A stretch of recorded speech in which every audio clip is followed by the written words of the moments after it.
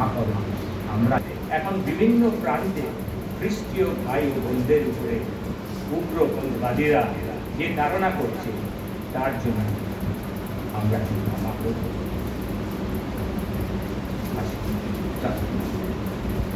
স্বর্গীয় পিতা, তোমায় ধন্যবাদ করি প্রভু। তুমি খুশির ধন্যবাদ দিই। শুক্রবারে আমাদের কাজ চঞ্চলে গান গাওয়া শুরু করে দিয়েছে।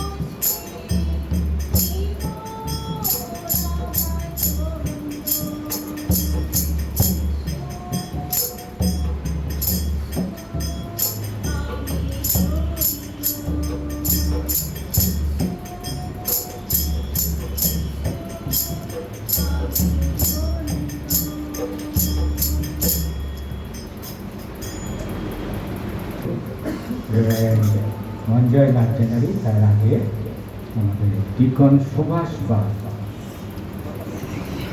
সুভাষ বাগ আছে কি এখানে? আসুন, আপনি শাস্ত্র থেকে পড়বেন শাস্ত্রাংশ লুক তার 23 অধ্যায়, লুক তার 23 অধ্যায় 39 থেকে 43।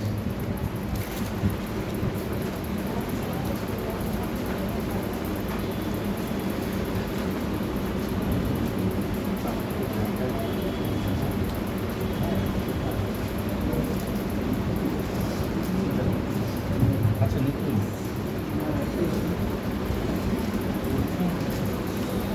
স্যারকে ধন্যবাদ দিই আজ এই শুক্রবারে বাইবেল পাঠের সুযোগ করেছে। আজ যে বাইবেল পাঠ লুক লিখিত সুসমাচার তার 23 অধ্যায় 29 থেকে 43। আর যে দুই কর্মকারীকে ঘুষে টানানো গিয়াছিল তাহাদের মধ্যে একজন তাহাকে নিন্দা করিয়া বলিতে লাগিল, তুমি নাকি সেই খ্রিস্ট, আপনাকে ও আমাদিগকে রক্ষা করিবে। কিন্তু অন্যজন দিয়া তাহাকে অনুযোগ করিয়া বলিল, তুমি কি ঈশ্বরকে ভয় করো না? তুমি তো একই দণ্ড পাইতেছ, আর আমরা ন্যায়সঙ্গত দণ্ড পাইতেছি, কারণ যাহা যাহা করিয়াছি তাহাই সমুচিত ফল পাইতেছি। কিন্তু ইনি অপকার্য কিছুই করে না। পরে সে কহিল, যিশু, আপনি যখন আপন রাজ্যে আসিলেন তখন আমাকে স্মরণ করিলেন। তিনি তাহাকে কহিলেন, আমি তোমাকে সত্য বলিতেছি, অদ্য তুমি পরম দেশে আমার সঙ্গে উপস্থিত হইবে। পাঠের সমাপ্ত। আমেন।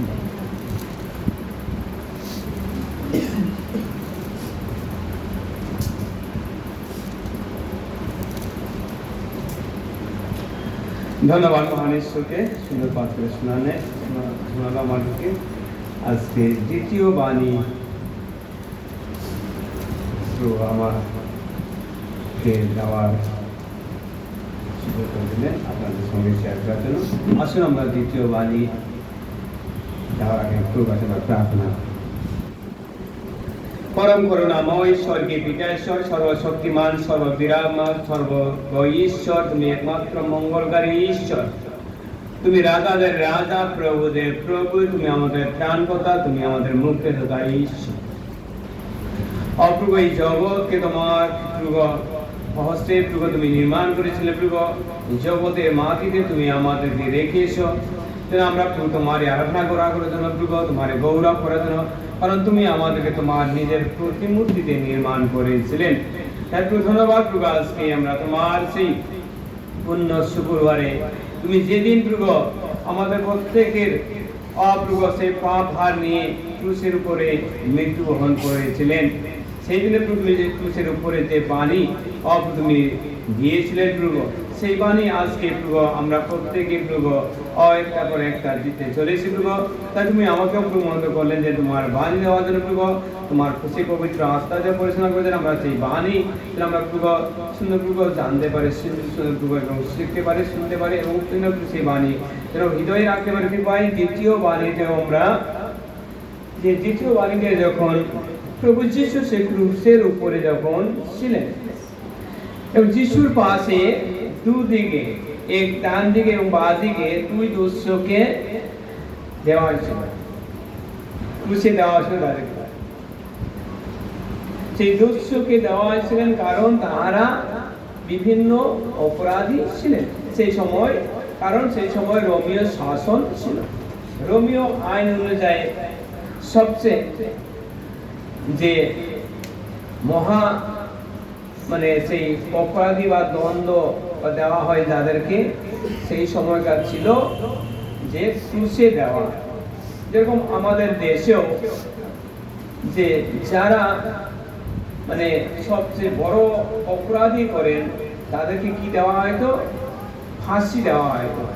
সেরকম তখনকার দিনে রোমীয় সাম্রাজ্যে যারা ঘৃণান্য অপরাধ করেন তাদেরকে সেই ক্রুশে দেওয়া হয়।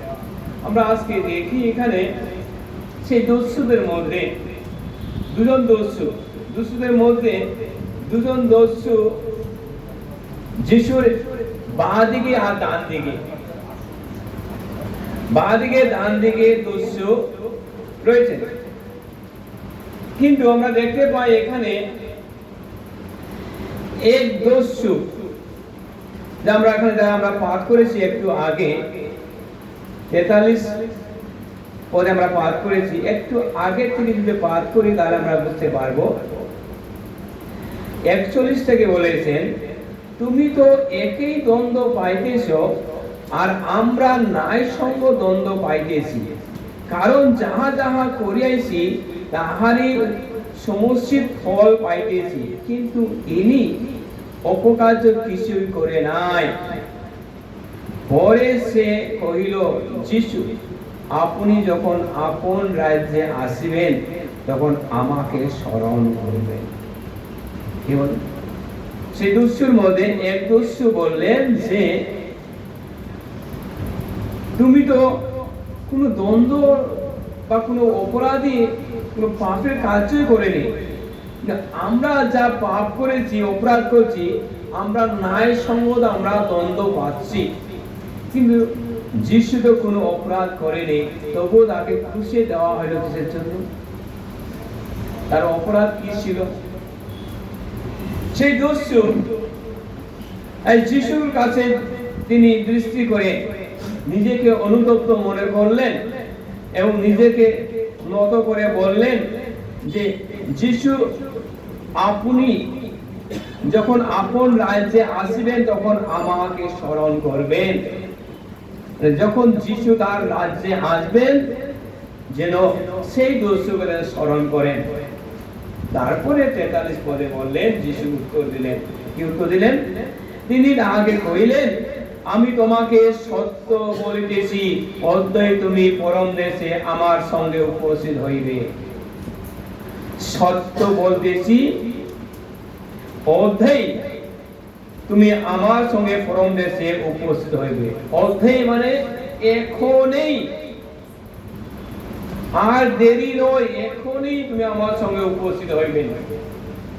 আজকে আমরা এখানে দেখি সেই দস্যু যে নিজেকে মনে করছেন আমি পাপী, আমি অপরাধী, তাই আমার ন্যায় সঙ্গে আমার দ্বন্দ্ব হয়েছে, কিন্তু যিশু কোনো অপরাধ করেনি। কারণ আমরা দেখি যিশু তিনি অপরাধ করেনি, কিন্তু যারা আজকে দিনে বা তখনকার দিনে অপরাধ করেছিলেন তাদের তিনি সমস্ত অপরাধের ভার, পাপের ভার তিনি বহন করেছিলেন। বহন করে তিনি কি করলেন? নিজেকে অপরাধী মনে, পাপী মনে করে তিনি ক্রুশের উপরে মৃত্যুবরণ করলেন। আমরা যদি রোমীয় পুস্তকে যদি দেখি 5 অধ্যায় 8 পদে তিনি আমাদের পাপের জন্য তিনি কি হলেন? ক্রুশে বিদ্ধ হইলেন। সেই এই দস্যু সেরকম হয়তো ঈশ্বরকে ভয় করা তার অন্তরে জেগেছিল। কারণ নাহলে সে কিভাবে বলতে পারলেন যে আমি অপরাধী, আমি পাপ করেছি, কিন্তু যিশু কোনো অপরাধ করেনি। আজকে আমরা এখানে দেখতে পাই যে ক্রুশীয় মৃত্যু সবচেয়ে হলো এমন কষ্টকর মৃত্যু। আমরা যিশুকে দেখেছি এখানে কত তাকে কষ্ট করতে সহ্য করতে হয়েছে। আমরা আজকে সেই যিশুর কাছে আসে যদি আমরা নিজে যদি অপরাধ যদি স্বীকার করি, যে আমাদের অপরাধ ক্ষমা করবেন। একটু আগে আমাদের স্যার বলে গেছিলেন যে ক্ষমার বিষয়। যদি আমরা নিজেদের অপরাধ যদি ক্ষমা স্বীকার করি, পাপ স্বীকার করি, তাহলে নিশ্চয় যিশু বিশ্বত ধার্মিক, আমাদের সমস্ত অপরাধ তিনি ক্ষমা করবেন। এবং যিশু বললেন যে তাকে অদ্বৈ সেই তাকে সঙ্গে নিয়ে যাবেন। কোথায় নিয়ে যাবেন? পরম দেশে নিয়ে যাবেন। আমি পরম দেশে নিয়ে যাবেন। পরম দেশটা অ্যাকচুয়ালি কি? পরম দেশটা অ্যাকচুয়ালি কি? পরম দেশটা অ্যাকচুয়ালি হলো সেই স্বর্গ। আমরা যদি দেখি নতুন নিয়মেও সেই পরম দেশের বিষয়ে বলেছেন যে পরম দেশ অ্যাকচুয়ালি স্বর্গ। আমরা যদি দ্বিতীয় করন্থীয় 6 অধ্যায় 2 পদ দেখি, সেখানে বলেছেন সেই পরম দেশের বিষয়। এবং আর একটু এগিয়ে যায় যে সেই দ্বিতীয় করন্থীয় 12 অধ্যায় 2 পদ এবং 4 পদ, সেখানেও দেখতে পাই সেই পরম দেশের বিষয়। সেটা হলো অ্যাকচুয়ালি স্বর্গ, যা আদিতে সেই যারা খ্রিস্টকে বিশ্বাস করেছেন, প্রকাশ্য বাক্যে বলেছেন 21 অধ্যায় 4 পদে, সেখানে কোনো কান্দা রোদন রোগ ব্যাধি কোনো কিছু হবে না। সেই যে অধ্যয় আমাদেরকে বলেছেন আজকে এখনই সুযোগ, এখনই আমরা মন পরিবর্তন করে যিশুর সঙ্গে আমরা যেন সেই স্বর্গে যাওয়ার জন্য প্রস্তুত হয়। একমাত্র যিশুকে বিশ্বাস করি, একমাত্র প্রভুকে বিশ্বাস করি, তিনি আমাদের জন্য তিনি খুশি মৃত্যুবরণ করলেন এবং তিনি আমাদের জন্য রক্ত বহালেন। আসুন আমরা যেন তার সেই খুশি ও রক্ত দ্বারা ধুয়ে সুচি পবিত্র হয়ে যেন তার সঙ্গে আমরা একসঙ্গে সেই স্বর্গে যেতে পারি। আমাদের প্রত্যেকে আশীর্বাদ করুক এই বাক্যে। আসুন। আমার প্রাণ কাঁপিছে থর থর করে ক্রুশধ্বজ। আমার প্রাণ কাঁপিছে থর থর করে ক্রুশধ্বজ। তব প্রেম দেখে আমি যিশু মনে হলে হত জ্ঞান। আমি ক্ষুদ্রাণু ক্ষুদ্র জ্ঞানে হয়েছি আদ্র। আমি ক্ষুদ্রাণু ক্ষুদ্র জ্ঞানে হয়েছি আদ্র। আমার ক্ষুদ্র মনে থাকে যেন দয়াল যিশুর নাম। আমার ক্ষুদ্র মনে থাকে যেন দয়াল যিশুর নাম। তব প্রেম দেখে আমি যিশু মনে হলে হত জ্ঞান। একই শুভ সমাচার প্রাণের যিশু আমার। একই শুভ সমাচার প্রাণের যিশু আমার। প্রিয় যিশুর বরে পিতা করে আজ্ঞায় আমার নাম। প্রিয় যিশুর বরে পিতা করে আজ্ঞায় আমার নাম। তব প্রেম দেখে আমি যিশু মনে হলে হত জ্ঞান। আমি পাপী নগণ্য যিশুর হয়েছি গণ্য। আমি পাপী নগণ্য যিশুর হয়েছি গণ্য। তাই যিশু ধন্য, যিশু ধন্য গায় মম প্রাণ। তাই যিশু ধন্য, যিশু ধন্য গায় মম প্রাণ। তব প্রেম দেখে আমি যিশু মনে হলে হত জ্ঞান।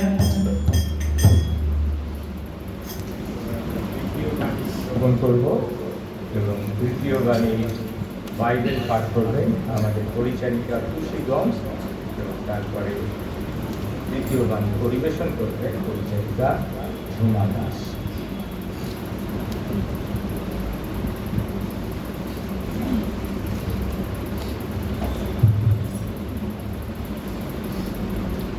যোগবিদ্যা সুসমাচার তার 19 অধ্যায় 17 থেকে 27। যিশু কুশলতা। তখন তাহারা যিশুকে লইল এবং তিনি আপনি মুখ স্মরণ করিতে করিতে বাইর হইয়া মাতার পুলিশ ঘাট নামক স্থানে গেলেন। ইব্রীয় ভাষায় সেই স্থানকে গলগথা বলে।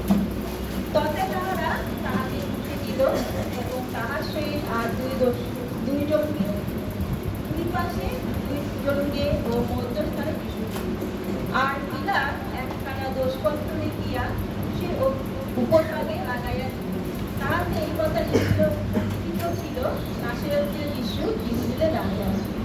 তখন ইহুদীরা অনেকে সেই দোষপত্র পাঠ করিল, কারণ সেখানে যিশুকে ক্রুশে দেওয়া হইয়াছিল সেই স্থানের নগরে সর্বিকর, এবং তা ইব্রীয়, রোমীয় ও গ্রীক ভাষায় লিখিত ছিল। অতএব ইহুদীদের প্রধান যাজকেরা পিলাতকে কহিলেন, ইহুদীর রাজা এমন কথা লিখিবেন না, কিন্তু লিখুন যে এই ব্যক্তি বলিল, আমি ইহুদীদের রাজা। পিলাত উত্তর করিলেন, যাহা লিখিয়াছি তাহা লিখিয়াছি। যিশুকে ক্রুশ দিবার পর সেখানে তাহার বংশ সকল লইয়া চারি অংশ করিয়া প্রত্যেক সেনাকে এক এক অংশ দিল, এবং আঙ্গুরাখাটি লইল। ওই আঙ্গুরাখা সেলাই ছিল না, উপর হইতে সমস্তই বোনা। অতএব তাহারা পরস্পর বলিল, ইহা কি দিব না, আইসো আমরা বিচার করিয়া দেখি ইহা কাহার হইল, যেন শাস্ত্রের এই বচন পূর্ণ করো।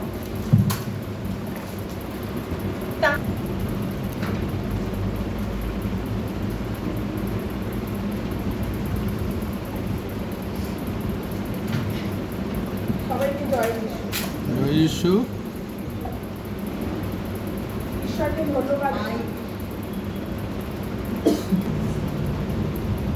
ঈশ্বরকে ধন্যবাদ দিই যে আজ এই গুরুত্বপূর্ণ দিনে তিনি আমাকে তার চরণ তলে আসতে সাহায্য করেছেন। আমরা জানি আজ গুড ফ্রাইডে প্রভু যিশু ক্রুশের ওপর থেকে যে 7টি বাণী বলেছিলেন, সেই 7টি বাণী খুবই গুরুত্বপূর্ণ। সেই 7টি বাণীর মধ্যে আমি একটি বাণী শেয়ার করতে চাই, সেটি হলো তৃতীয় বাণী। বাড়িতে যাওয়ার আগে প্রার্থনা করি। মহান ঈশ্বর, তোমায় ধন্যবাদ দিই এই সুন্দর সময়ের জন্য। ধন্যবাদ দিই প্রভু তোমার প্রিয় পুত্র যিশুর জন্য, যাকে তুমি এই পৃথিবীতে পাঠিয়েছিলে এবং আমাদের পাপের জন্য তুমি তাকে বলি দিয়েছিলে। প্রভু যিশু ক্রুশের ওপর মৃত্যুবরণ করেছো, ক্রুশ থেকে অমূল্য 7টি বাণী উচ্চারণ করেছিলে, যার গভীরতা আমরা কখনো পরিমাপ করতে পারি না।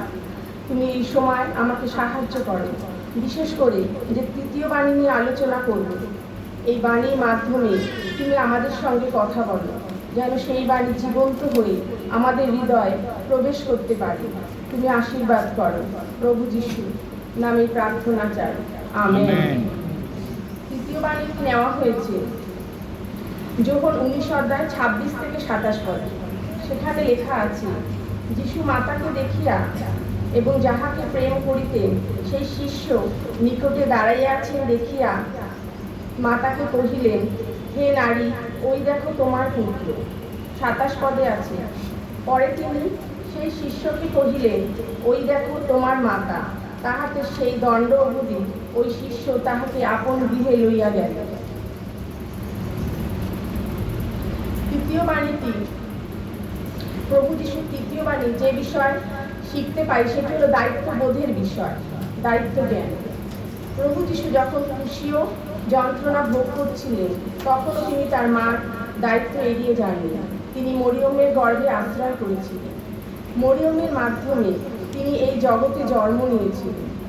হ্যাঁ, আমরা জাগতিকভাবে মরিয়মকে যিশুর মা বলতে পারি, কিন্তু যেহেতু তিনি মরিয়মেরও সৃষ্টিকর্তা, মরিয়মেরও ত্রাণকর্তা, সেই জন্য তিনি তাকে নারী রূপে সম্বোধন করেছেন। কিন্তু তিনি ভুলে যাননি সেই নারীর প্রথমজাত সন্তান মানসিকভাবে প্রভু যিশু স্বয়ং। যিশু যেহেতু জ্যেষ্ঠ পুত্র ছিলেন, সেই জন্য তার দায়িত্ব বর্তায় তার মাকে দেখা। যিশু তার দায়িত্ববোধে এতটাই সচেতন ছিলেন যে তিনি তার ক্রুশীয় যন্ত্রণার মাঝেও তার দায়িত্ব জ্ঞান ভুলে যান। ক্রুশীয় যন্ত্রণার মাঝে যখন দেখলেন তার মা মরিয়মের কাছে দাঁড়িয়ে আছেন, তখন যিশু তার প্রিয় শিষ্য যোহনকে তার মায়ের দায়িত্ব দিলেন। কারণ তার প্রিয় শিষ্য যোহন ছাড়া সকলে যিশুকে ছেড়ে পালিয়ে গিয়েছিল। প্রভু যিশু সেই 10 আজ্ঞার পঞ্চম আজ্ঞা ভুলে যাননি, যেটা আমরা পাই যাত্রাপুত্র 20:12 পড়ে। সেখানে লেখা আছে, তোমার পিতাকেও তোমার মাতাকে সমাদর করিও, যেন তোমার ঈশ্বর সদাপ্রভু তোমাকে যে দেশ দিবেন সেই দেশে তোমার দীর্ঘ পরমায়ু হয়। ঈশ্বরের 10 আজ্ঞার পঞ্চম আজ্ঞা হলো যেন আমরা আমাদের পিতামাতাকে সমাদর করি।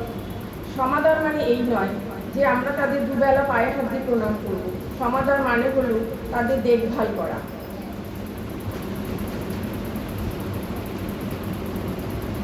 যিশু যোহনকে অনেক প্রেম করতেন, তাই তার উপর বিশ্বাস রাখতে পেরেছিলেন। তাই তার মায়ের দায়িত্ব যোহনের উপর দিয়ে নিশ্চিন্ত হতে পেরেছিল। তৃতীয় বাণীটি ছিল পিতা ঈশ্বরের কাছে প্রভু যিশুর বাধ্যতার একটা প্রকাশ। তিনি তো নাও মরতে পারতেন, তিনি মৃত্যুকে নাও স্বীকার করতে পারতেন, কিন্তু তিনি তা না করে পিতার ইচ্ছার বাধ্য হলেন। তিনি মৃত্যুকেই বেছে নিলেন। নিস্তার পর্বের সময় যিশু 12 বছর বয়সে তার পিতামাতার সঙ্গে জেরুসালেম মন্দিরে গিয়েছিলেন। পর্বের শেষে যখন যিশুর বাবা মা ফিরে আসছিলেন তখন যিশু তাদের সঙ্গে ছিলেন না। তারা একদিনের পথ পার করার পর যখন দেখলেন যিশু তাদের সঙ্গে নেই, তখন তারা যিশুর অন্বেষণ করতে করতে জেরুসালেম মন্দিরে উপস্থিত হয়ে দেখলেন যিশু গুরুদের সঙ্গে বাদানুবাদ করছে। তখন তার মা যিশুকে বললেন, আমি তোমাকে খুঁজছি আর তুমি কিনা এখানে? এটা 19 পদে আছে। তিনি তখন তাহাদিওকে কহিলেন, কেন আমার অন্বেষণ করিলে? আমার পিতার গৃহে আমাকে থাকিতেই হইবে, ইহা কি জানিতে না? একদিন যিশু একটি ঘরের মধ্যে ঈশ্বরের প্রেমের কথা প্রচার করছে। সেখানে এত লোকের ভিড় ছিল যে আর কোনো লোকের প্রবেশ করা সম্ভব ছিল না। যিশুর সঙ্গে সেই সময় তার মা ও ভাইরা বাইরে দেখা করার জন্য ডাকিয়া পাঠাইলেন। শিষ্যরা তাহাকে কহিলেন, দেখুন আপনার মাতা ও আপনার ভাতৃগণ বাহিরে আপনার অন্বেষণ করিতেছে। তিনি উত্তর করিয়া তাহাদিওকে কহিলেন, আমার মাতাকে আমার ভাতারাই বা কাহারা? পরে যাহারা তাহার চারদিকে বসিয়া ছিল তিনি তাহাদের প্রতি দৃষ্টিপাত করিয়া কহিলেন, এই দেখো আমার মাতা ও আমার ভাতৃগণ। কেননা যে কেউ ঈশ্বরের ইচ্ছা পালন করে সে আমার ভাতা ও ভগিনী ও মাতা। এটা আমরা পাই মার্ক 3 অধ্যায় 32 থেকে 35 পদে। সেই সময় এই বাক্যটা শুনলে আমাদের মনে হয় যিশু ভাই বোনদের প্রতি অবহেলা করছে, কিন্তু না, তিনি তাদের অবহেলা করলেন না। তিনি ক্রুশের ওপর থেকে তার দায়িত্ব তার প্রিয় শিষ্য যোহনের হাতে দিয়ে নিশ্চিন্ত হলেন। যিশু মাকে হে নারী বলে সম্বোধন করেছিলেন, কারণ অরামাইক ভাষায় হে নারী মানে একটি বিশেষ সম্মান জানানো। যিশু মাকে সম্মান দিয়েছিলেন। যিশু যিনি ছিলেন ধার্মিক, যিনি ছিলেন মসীয়, যিনি ছিলেন ভাববাদী, যিনি ঈশ্বরের পুত্র, তিনি কাউকে তুচ্ছ করতে পারেন না, কাউকে ছোট করতে পারেন না। তিনি সবাইকে সম্মান দিতে জানেন। তিনি যার দ্বারা এই জগতে এসেছে সেই মা মরিয়মকে কখনো অসম্মান করতে পারেন না। তাই তিনি তার মাকে হে নারী বলে উপযুক্ত সম্মান দিয়েছিলেন। যিশু সবচেয়ে বেশি বিশ্বাস করত যোহনের উপর, কারণ যিশুর অন্যান্য শিষ্যরা ভয়েতে গা ঢাকা দিয়েছিল। যিশুর এক শিষ্য যার নাম ইস্করিয় জিহুদা 30টি মুদ্রার বিনিময়ে যিশুকে দস্যুর হাতে তুলে দিয়েছিল। আর এক শিষ্য পিতর তাকে 3 বার চিনি না বলে অস্বীকার করেছিল। যোহনই একমাত্র শিষ্য যিনি যিশুর মৃত্যু যন্ত্রণার সময় তার সঙ্গ ছাড়েন। যিশু যেখানে প্রেম করতে যোহনকে প্রেম করতেন, আর যোহনও যিশুকে প্রেম করতেন। যখন যিশুর বুকের দিকে ফেলে বসতেন, যিশুর বুকের ওপর তার মাথা রাখতেন। যিশুকে এতটাই তিনি ভালোবাসতেন, তাই যিশু যোহনের ওপর তার মায়ের দায়িত্ব রাখতেন। আজকের দিনে ছেলেমেয়েরা তাদের পিতামাতার দায়িত্ব নিতে চান না, দায়িত্ব এড়িয়ে যান। পিতামাতারা কাদের কাছে যাবে? পিতামাতার দায়িত্ব নেওয়া উচিত তার সন্তানদের। তাদের দায়িত্ব পিতামাতার সমাদর করা, তাদের ভার বহন করা। আমরা যদি মণ্ডলীতে জয় যিশু বলে খুব লাফাই এবং আপনি যদি আপনার পিতামাতাকে অসম্মান করেন, তাদের ভার বহন না করেন, তাহলে ঈশ্বরের আজ্ঞা অমান্য করার জন্য আপনার জীবনে আশীর্বাদ আসবে না। আপনার জীবনে ঈশ্বর আশীর্বাদ থেকে নিজেই নিজেকে বঞ্চিত করবেন। 1 তিমথেয় 5 অধ্যায় 2-3 পদে লেখা আছে, প্রাচীনাদিগকে মাতার ন্যায়, যুবতীদিগকে সম্পূর্ণ শুদ্ধভাবে ভগিনীর ন্যায় জানিয়া অনুনয় কর। যাহারা প্রকৃত বিধবা, সেই বিধবাদিগকে সমাদর কর। হ্যাঁ, মণ্ডলীতে যারা প্রাচীন, যারা আপনার মায়ের বয়সী, তাদেরকে মায়ের চোখে দেখুন, মায়ের মতো করে ভাবুন। আর মণ্ডলীতে যারা প্রকৃত বিধবা, তাদের সকলের দায়িত্ব মণ্ডলী নেওয়া উচিত। শুধু বিধবাদের দায়িত্ব নেওয়া উচিত আর অন্য কারোর দায়িত্ব নেওয়া উচিত নয়, তা নয়। গালাতিয়া 6 অধ্যায় পদে আছে, তোমরা পরস্পর একজন অন্যের ভার বহন করো। এই রূপে খ্রিস্টের ব্যবস্থা সম্পূর্ণরূপে পালন করো।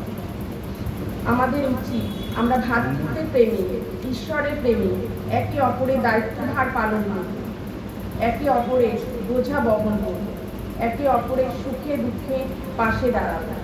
প্রভুর বাক্য বলে, যাহারা রোদন করে তাহাদের সহিত রোদন করো, যাহারা হাস্য করে তাহাদের সহিত হাস্য করো। আমরা যেন পরস্পর এক মনা হই। রোমীয় 15 অধ্যায় 1 পদে লেখা আছে, কিন্তু বলবান যে আমরা, আমাদের উচিত যেন দুর্বল দিগকে দুর্বলতা বহন করি, আর আপনার দিগকে তুষ্ট না করি।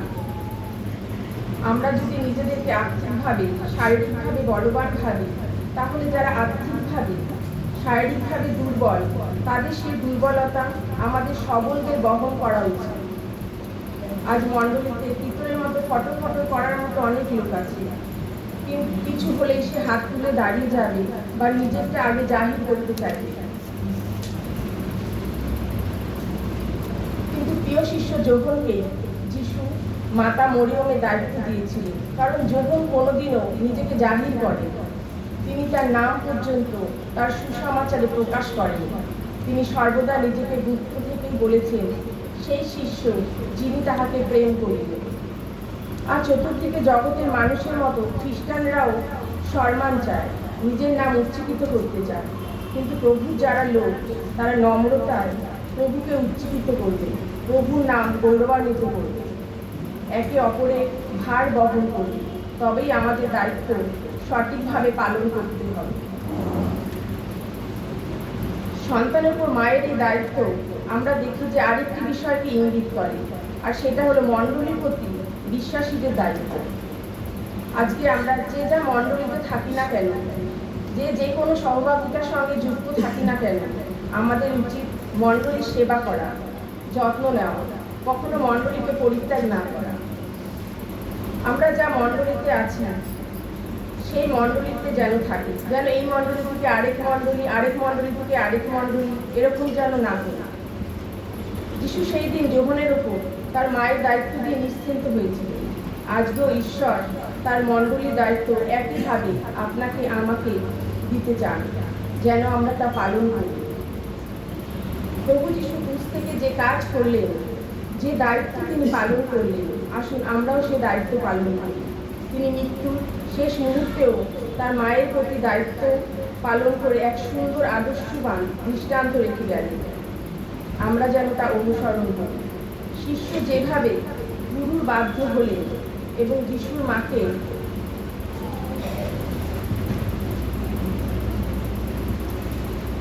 নিজের মা বলে স্বীকার করলেন, আজকে আমরাও গুরুর বাধ্য হই। আমরাও মণ্ডলীর দেখাশোনা করি, যেন মণ্ডলীর মধ্যে থেকে ঈশ্বরের শ্রীবৃদ্ধি হতে পারে, তার গৌরব হতে পারে। ধন্যবাদ। আসুন আমরা প্রার্থনা করি। তারপরে চতুর্থ বাণী পূর্বে বাক্য পাঠ আছে, পরিচারক অমল পরিচারক আছে।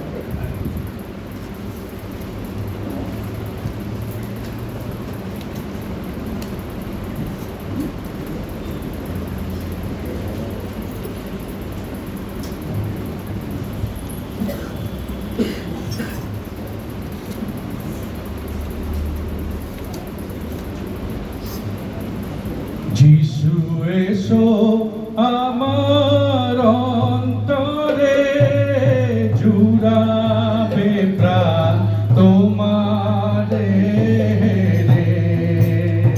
যিশু এসো আমার অন্তরে, জুড়াবে প্রাণ তোমারে।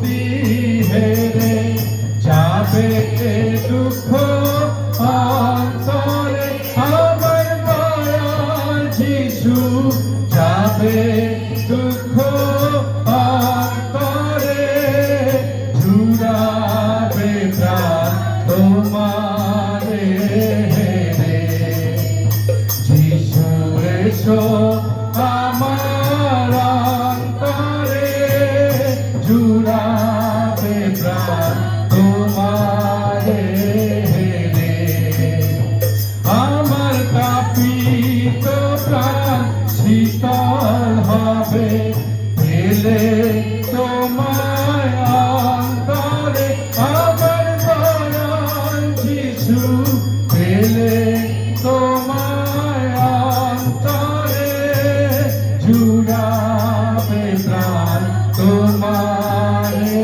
হেরে যিশু এসো আমার অন্তরে জুড়াবে প্রাণ তোমারে হেরে তোমার বিচ্ছেদে রোগ যাতনা ভোগে পাপী অন্তরে আমার দয়াল যিশু ভোগে পাপী অন্তরে জুড়াবে প্রাণ তোমারে হেরে যিশু এসো আমার অন্তরে জুড়াবে প্রাণ তোমারে হেরে তোমার সহবাসে স্বর্গ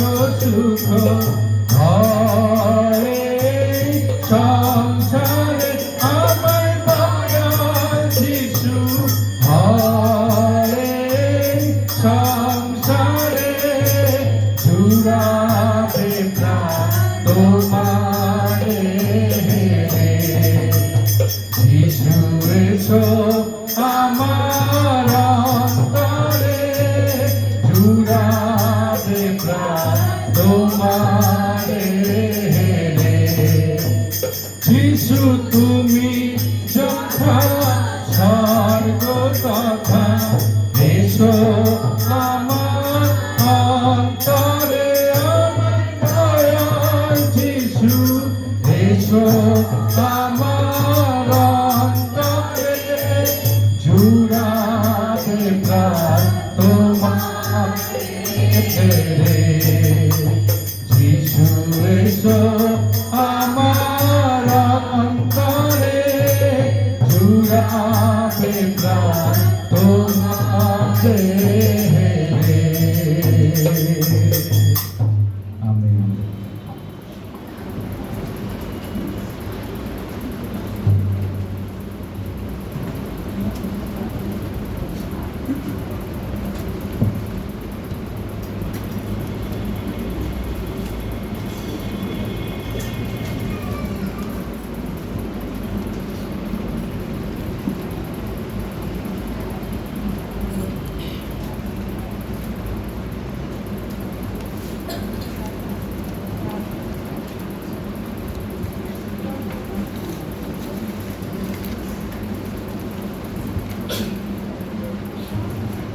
খুব ধন্যবাদ যে আজকে আমাকে মনোনীত করেছে এই সুন্দর দিনে আজকে শাস্ত্র পাঠ মতি তার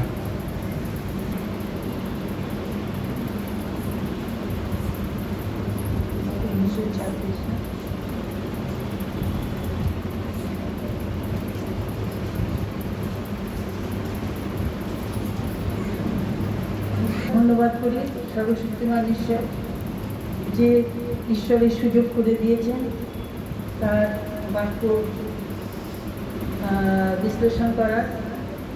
তাই প্রথমেই আপনাদের কাছে ঈশ্বরের কাছে ক্ষমা চাই এবং আপনাদের কাছে ক্ষমা যদি কোনো ভুলভ্রান্তি হয় ক্ষমা করবেন। ঈশ্বর হচ্ছে সর্বশক্তিমান ঈশ্বর এবং তিনি ক্ষমাশীল, স্নেহশীল, কৃপাময় ঈশ্বর। যদি আমার কোনো ভুল হয় আপনারা দেখবেন, ক্ষমা করবেন। আজকের পাঠ হচ্ছে 27 অধ্যায় 45, 46, পরে বেলা 6 ঘটিকা হইতে 9 ঘটিকা পর্যন্ত সমুদয় দেশ অন্ধকারময় রহিল। আর 9 ঘটিকার সময়ে যিশু উচ্চভাবে চিৎকার করিয়া কহিলেন, এলি এলি লামা সবক্তানি, অর্থাৎ ঈশ্বর আমার, তুমি কেন আমায় পরিত্যাগ করিয়াছ? তাহাতে সেখানে যারা দাঁড়াইয়াছিল তাহাদের মধ্যে কেহ কেউ সেই কথা শুনিয়া কহিল, এই ব্যক্তি এলিয়কে ডাকিতেছে। আর তাহাদের একজন অমনি দৌড়িয়া গেল, একটা স্পঞ্জ লইয়া তাহাতে সিরকা এবং একটা নলে লাগাইয়া তাহাকে পান করিতে দিল। যখন নাকি যিশু এই বাণীটা বললেন, মানে এই ভাষায় বললেন, তখন সবাই, মানে ওখানে যারা ছিল তারা ভেবেছে যিশু বোধহয় জল পান করতে চেয়েছেন। ওই জন্য তারা কী করলেন যে এলি লামা সবক্তানি, কারণ যিশু একটা স্পঞ্জ নিয়ে তখন তাকে জল দিল, সিরকা করে কিছু করে দিয়েছিল।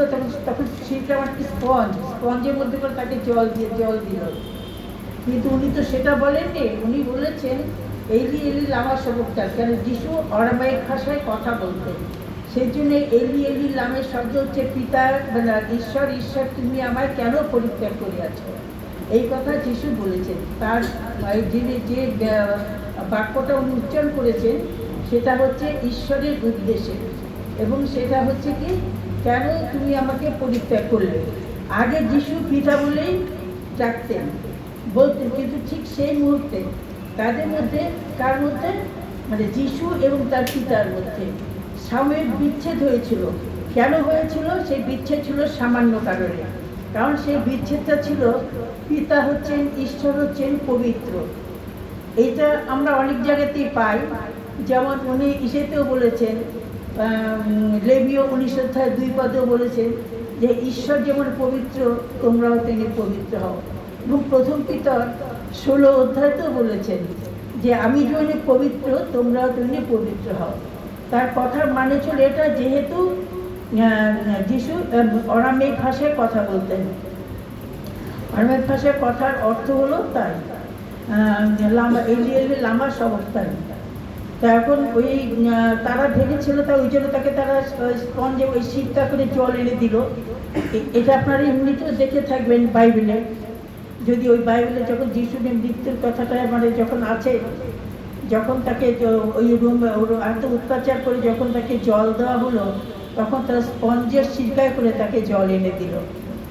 তো এখানে পিতা আর সাময়িক, মানে পিতা ও পুত্র একই জিনিস আমরা জানি, কিন্তু কি সাময়িক কালের জন্য পিতার থেকে, মানে পুত্রকে পিতা বিচ্ছেদ করলেন। কেন বিচ্ছেদ করলেন? যেহেতু পিতা তখন ঈশ্বর, উনি তখন মানে পাপ, আমাদের সমস্ত জাতির পাপ নিয়ে উনি এই ক্রুশের উপরে উনি মৃত্যুবরণ করলেন।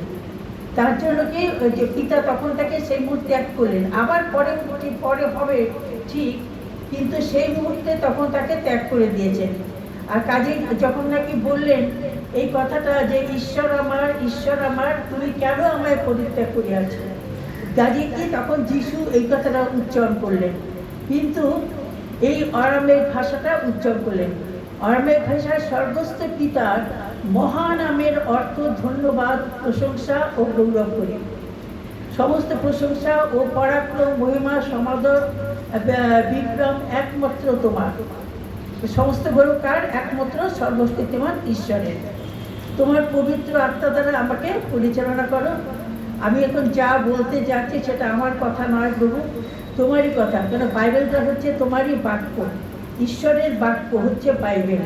সেইখানে আমি এখন যা বলতে যাব, যাকে তার জন্য তোমার পবিত্র আত্মা দ্বারা আমাকে পরিচালনা করো, এবং আমার জিহ্বাকে তুমি তোমার পরিচালনা করো, এবং তোমার আত্মা দ্বারা, সেই আত্মা দ্বারা ওকে পরিচালনা করো। তোমার আত্মা দ্বারা পরিচালনা না করলে আমরা কিছুই পারবো না এবং কিছুই জানতে পারবো না।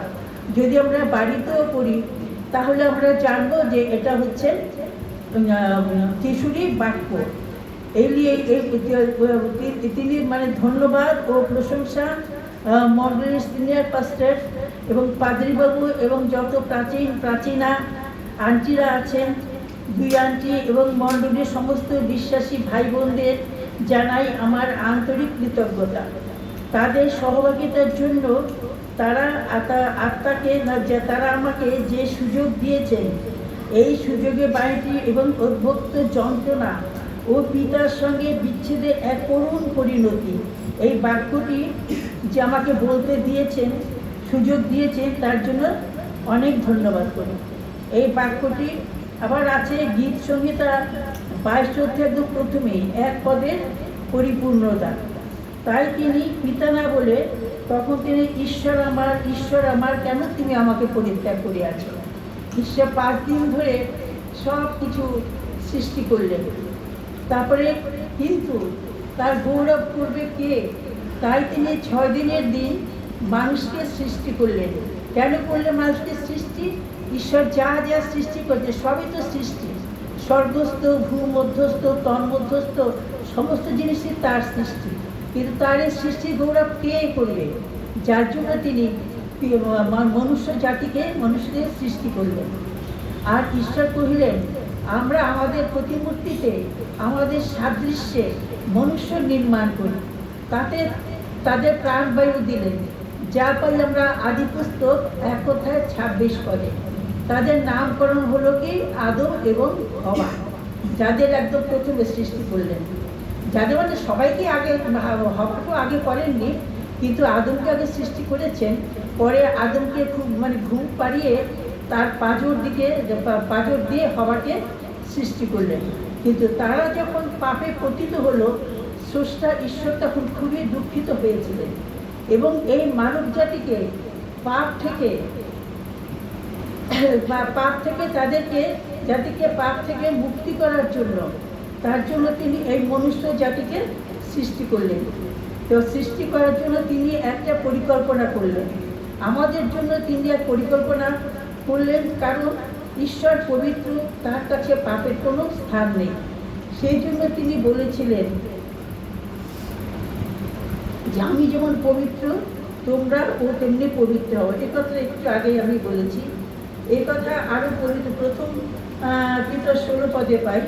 কিন্তু পবিত্র রক্তসেচন ছাড়া পাপের মোচন হয় না, যা লেখা আছে ইব্রিয় 9 অধ্যায় 22 পদে, যে পবিত্র রক্ত ছাড়া পাপের সেচন হয় না। কিন্তু এই কঠিন ও করুণ যন্ত্রণাময় শাস্তির কথা যিশু আর জানতেন, যিশু জানতে পারলেন। যিশু যখন সবই যখন জানতেন, কিন্তু তিনি পিতার কারণে তিনিও অবাধ্য হলেন না। তার জীবন ছিল একদম, এই শব্দটা উনি ব্যবহার করেন, তার জীবন ছিল অবাধ্য হননি। তার জীবন ছিল এই শব্দটা ব্যবহার করেছিল। আর এই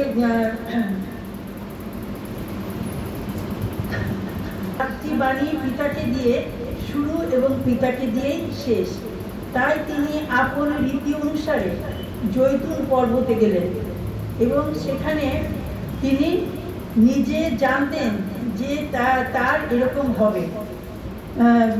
শিষ্যগণ তাহার পশ্চাতে চলিলেন। তিনি তাহাদিগকে বলিলেন, তোমরা প্রার্থনা করো যেন পরীক্ষায় না পড়ো।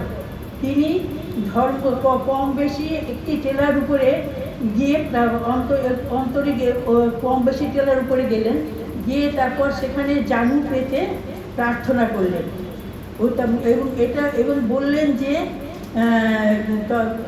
এই পানপাত্র দূর করো, যদি তোমার ইচ্ছা হয় এটা তার সিদ্ধ হোক। যা পাই আমরা লুকের 22 অধ্যায় 39 পদে এবং 43 থেকে 39 থেকে 43 পর্যন্ত। এখন এই পানপত্রের সম্বন্ধে একটু বলবো, কারণ কঠিন যন্ত্রণাকাতর এই ব্যথার এক পানপাত্র। এই পানপত্র ছিল একটা জায়গায় পানপত্রের উল্লেখ করা হয়েছে, সেটা গীত সংহিতা 23 অধ্যায় 5 পদে। ঈশ্বরের এই কঠিন পানপাত্রটা কি? পানপাত্রকে আমরা দুরকম হিসেবে বাইবেলে জেনেছি, আগে থাকতাম, কিন্তু আমরা যতটুকু পড়েছি সামান্য, তার মধ্যে আছে পানপাত্র হচ্ছে হলো কি মানে আনন্দ সুখের পানপাত্র, আর একটা হচ্ছে আনন্দের। যেগুলি দাউদ ছিলেন ঈশ্বরের একমাত্র মানে প্রিয় পাত্র, যার জন্য দাউদকে উনি পাঠ দিয়েছিলেন। যেমন আমরা 6 অধ্যায়ে পড়ি যে তুমি এই মস্তক তৈলে সিক্ত করিয়াছ। কার মস্তক? আমার মস্তক তৈলে সিক্ত করিয়াছ এবং আমার পানপাত্র উথলিয়া করিতেছে, যেন মঙ্গল ও জীবন তোমার অনুচর হয়। যা এটা হচ্ছে মানে আনন্দের পানপাত্র, কারণ দাউদ হচ্ছে ঈশ্বরের একমাত্র প্রিয় পাত্র ছিলেন এবং দাউদকে ঈশ্বর খুব ভালো মনের মতো ছিলেন দাউদ। সেটা আমরা পাই 13 অধ্যায় 22 পদে, তেরিতের মধ্যে পাই, 13 অধ্যায় 22 পদে পাই তেরিতে। আর এদিকে হচ্ছে ব্যথার পানপাত্র, সেটা হচ্ছে যিশুকে যেটা দিলেন উনি। এই যে লোকের এই যে পাপের জন্য উনি এই যে তাকে যে পানপত্র দিলেন, যিশু যাদেরকে কম বেশি একটি টিলার উপরে গিয়ে উনি প্রার্থনা করতেন যে যদি এই পানপাত্র দূর করা যায় তার থেকে, কারণ এটা ছিল ভীষণ কঠিন এবং যাতনাময় যন্ত্রণাময়। এই পানপত্র মানে ভীষণ কঠিন এই পানপত্র গ্রহণ করা, কিন্তু তবু কি পিতা যিশু কোনোদিনই পিতার অবাধ্য হননি যে উনি পিতার বিরক্তিতে যাবেন, মানে পিতার বিনিময়ে উনি এই বাক্যের বাইরে যাবেন। কারণ উনি পিতাকে এতই ভালোবাসতেন, শ্রদ্ধা করতেন যে কখনো বলতে পারেননি যে এই পানপত্র আমা হতে দূর করো, কারণ এই পানপত্র ছিল ভীষণ কঠিন যাতনাময়। তুমি আমার মস্তক তৈলে সিক্ত করিয়াছ, এটা বলেছেন দাউদের উদ্দেশ্যে। আর পূর্ব 3টি বাণীতে আমরা দেখতে পাই যিশুর অপরাধীদের জন্য অন্তর্বিনতি, যারা তাকে ক্রুশে দিয়েছিল তাদের জন্য ক্ষমা করার জন্য পিতার আছে বিনতি। তিনি নিষ্পাপ হয়েও অপরাধীদের সঙ্গে সমান বিচারে বিচারিত হয়েছে এবং দ্বিতীয় দস্যুকে বললেন যে অদ্বৈত তুমি আমার সঙ্গে পরম দেশে যাইবে, কারণ এখানেও তার অপরাধীদের প্রতি তার সেই মানে মায়া সব কিছুই ফুটে উঠেছে। তিনি কখনোই কাউকে শাস্তিও দিতে চাইলেন। দ্বিতীয় দস্যু অনুভব করেছিল যে যিশু সম্পূর্ণ নিরপরাধ হয়েও তাকে সেই পানপাত্রের মধ্যে পানপত্র গ্রহণ করতে হচ্ছে। এই পানপত্র ছিল পিতা কঠিন কি মানুষের সঙ্গে তার সেই পানপত্র বিনিময়, মানে কি মানুষের সঙ্গে তার এই ভীষণ কঠিন এই হৃদয় বিদারী কষ্টকে অনুভব করতে হবে, যে যার কর্তব্যের তুলে নিয়ে এই জাগতিক দায়িত্ব ও কর্তব্য তুলে দিলেন কার উপরে? প্রিয় যিশুর উপরে। আর যিশু কি করলেন? তার এই প্রিয় শিষ্য যোহনের হাতে।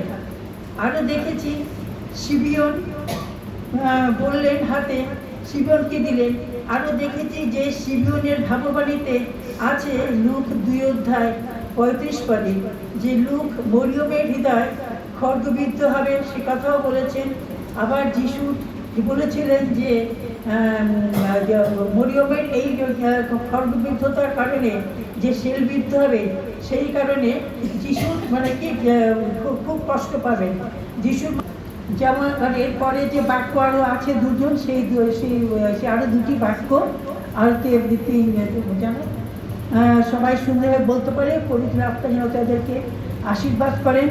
এবং যখন যিশু কবরে ছিলেন তখন তিনি কবরস্থ লোকদের সুসমাচার দিয়েছিলেন। বাপ্তিস্ম নিয়ে কি করলাম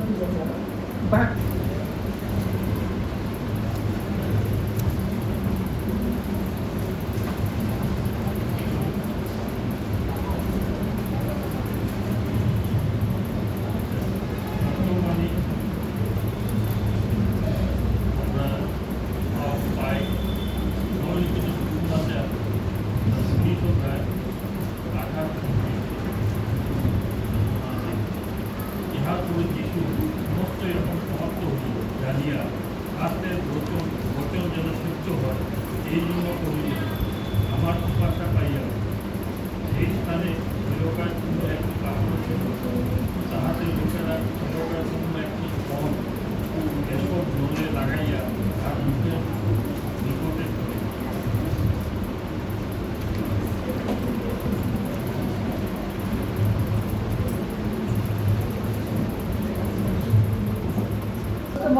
আপনাদেরকে যে আবার আর একটা বলার উনি সুযোগ করে দিয়েছেন।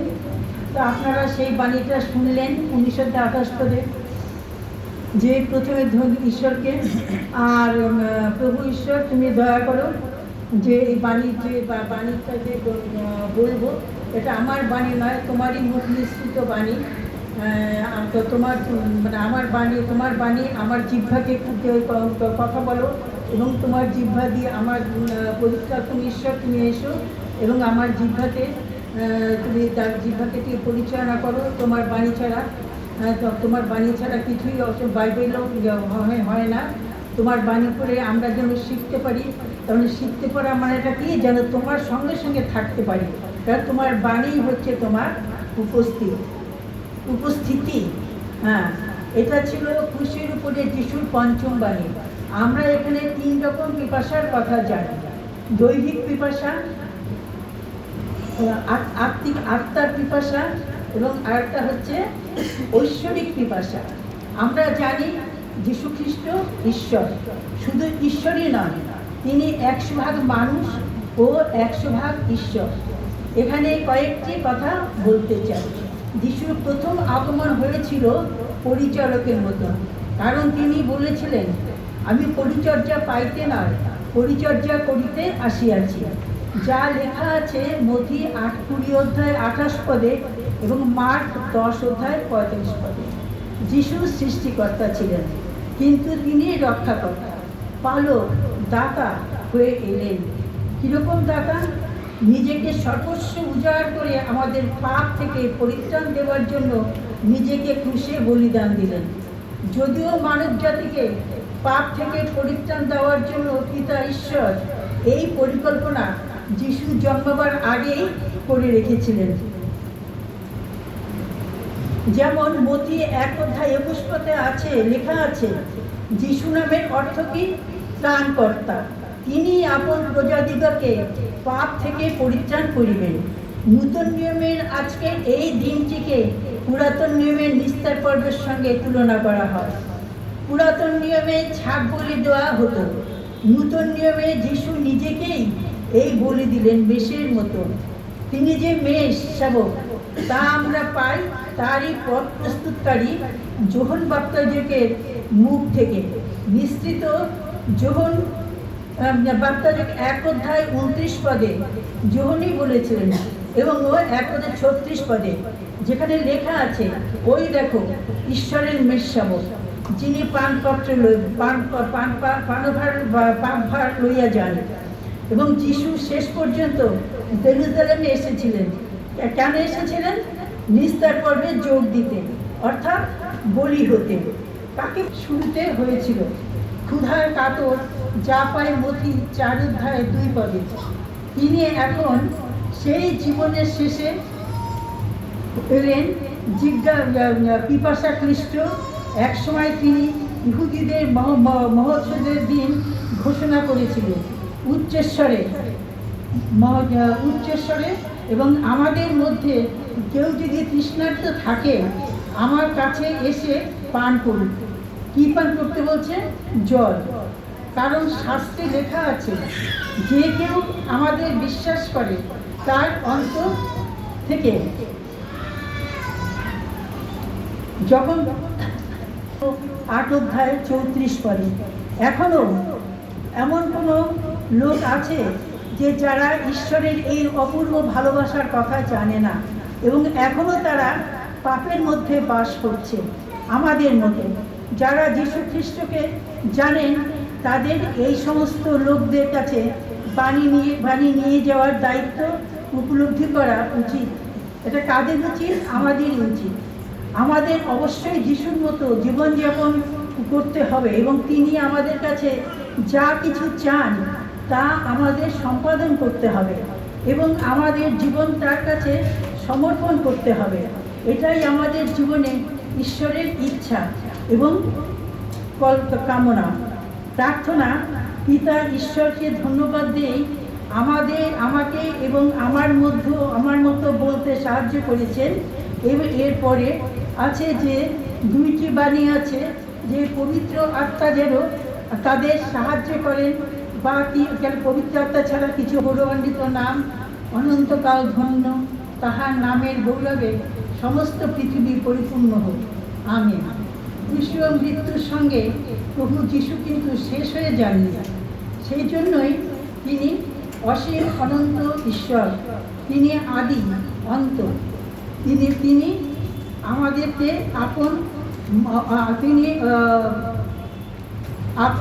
তিনি প্রত্যেককে, আমাদের প্রত্যেককে, যেটা লেখা আছে যে দিশাইও 21:4 আমি আদি, আমি অন্ত, এবং কি আমি শেষ। তা আবার রেভিলেশন অর্থাৎ কি বলে এটাকে, নিকট এবং তার সন্নিকটে, দ্বিতীয় সন্নিকটের আগে আমরা যেন নিজেকে তৈরি করে যিশু রাজ্যে থাকার জন্য, যদিও আমরা কেউ চির অমর নয়, কিন্তু তবু আমরা যেন তার রাজ্যে, তার সন্নিকট হতে পারি। সেই সন্নিকটে আমরা যেন সেইভাবে নিজেকে প্রস্তুত করতে পারি, যে আর যেন সর্বদা প্রার্থনা করতে পারি এবং যেন প্রচার করতে পারি তার মহানাম অপরের কাছে। তিনিও যেমন একজন ঈশ্বর হয়ে প্রচার করেছিলেন, আমরা যেন পারি। আমার সমস্ত প্রার্থনার ভুল ত্রুটি ক্ষমা করবেন, যিশুর নামে ক্ষমা চাই এবং আপনাদের কাছেও ক্ষমা চাই, কারণ আমার ডিস্টার্ব আছে একটুখানি, চোখে একটু। গান পরিবেশন করবেন আমাদের প্রাচীন আশিস শাহ।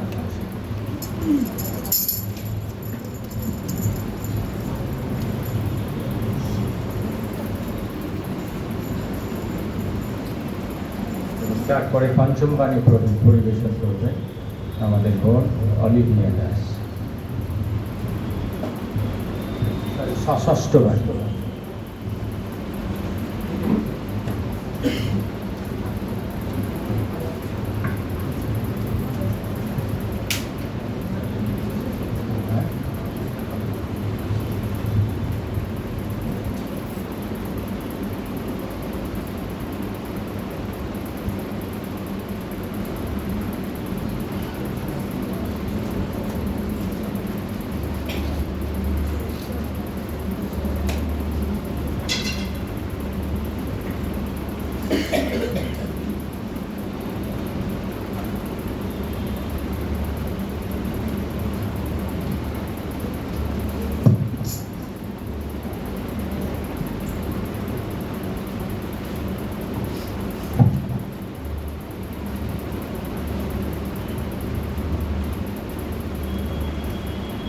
আমাদের মণ্ডলীর গান বইতে, খ্রিস্ট সঙ্গীত গান বইতে গানটি আছে 224 পৃষ্ঠা, 16 নম্বর গানটা 224 পৃষ্ঠাতে।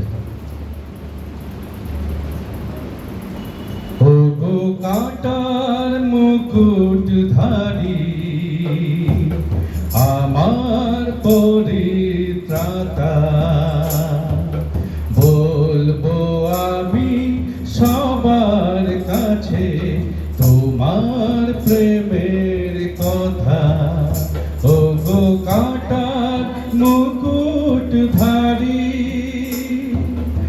আমার পাপের বোঝা নিয়ে ক্রুশের পরে জীবন দিয়ে, আমার পাপের বোঝা নিয়ে ক্রুশের পরে জীবন দিয়ে, দিয়েছ যে মুক্তি আমায়, দিয়েছ যে মুক্তি আমায়, পরম পবিত্রতা।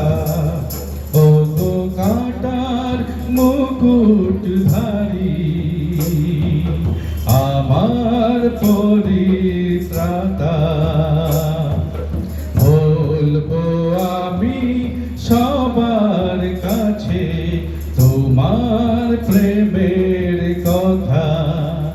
ও গো কাঁটার মুকুটধারী তোমার মহা দয়ার কথা,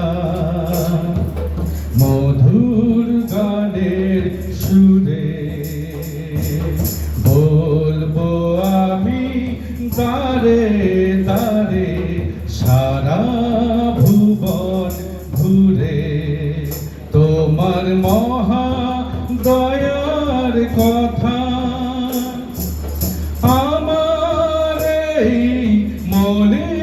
হিরে তোমার রক্তে গেছে ধুয়ে আমার এই মলিন হিরে তোমার রক্তে গেছে ধুয়ে পেয়েছি যে শান্তি আমি পেয়েছি যে শান্তি আমি পরম বিমলতা তোমার মহা দয়ার কথা ওগো কাটার মুকুটধারী আমার পরিত্রাতা বলবো আমি সবার কাছে তোমার প্রেমের কথা ওগো কাটার মুকুটধারী। আমেন।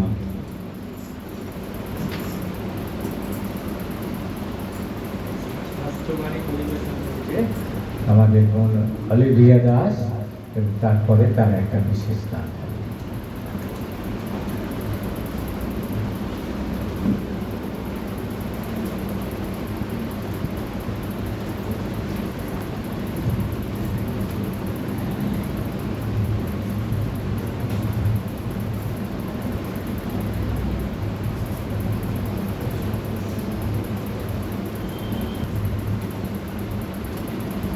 যখন 19 অধ্যায় তার 30 পদ এদের বাক্য পাঠ করি। শিরোপা গ্রহণ করিবার পর যিশু কহিলেন, সমাপ্ত হইল। পরে মস্তক নত করিয়া আত্মা সমর্পণ করিলেন। এটি হচ্ছে ষষ্ঠ বাণী এবং আমাদের আজকে আলোচ্য বিষয়। সকলকে জয় যিশু। আজকে ঈশ্বরের আমি ষষ্ঠ বাণীটি নিয়ে আলোচনা করব এবং কুশীয় 7টা বাণীর মধ্যে ঈশ্বর ষষ্ঠ বাণীতে বলেছিলেন সমাপ্ত হইল। বাণী আলোচনার পূর্বে আমরা প্রার্থনা যাব। সবাই মাথা নিচু করে চোখ বন্ধ করি। প্রভু যিশু, তোমার ধন্যবাদ দিই প্রভু, আজকে দিনে তুমি আরেকটি বার সুযোগ করে দিয়েছো তোমার কুশীয় থেকে বলা ষষ্ঠ বাণী নিয়ে আলোচনা করতে প্রভু।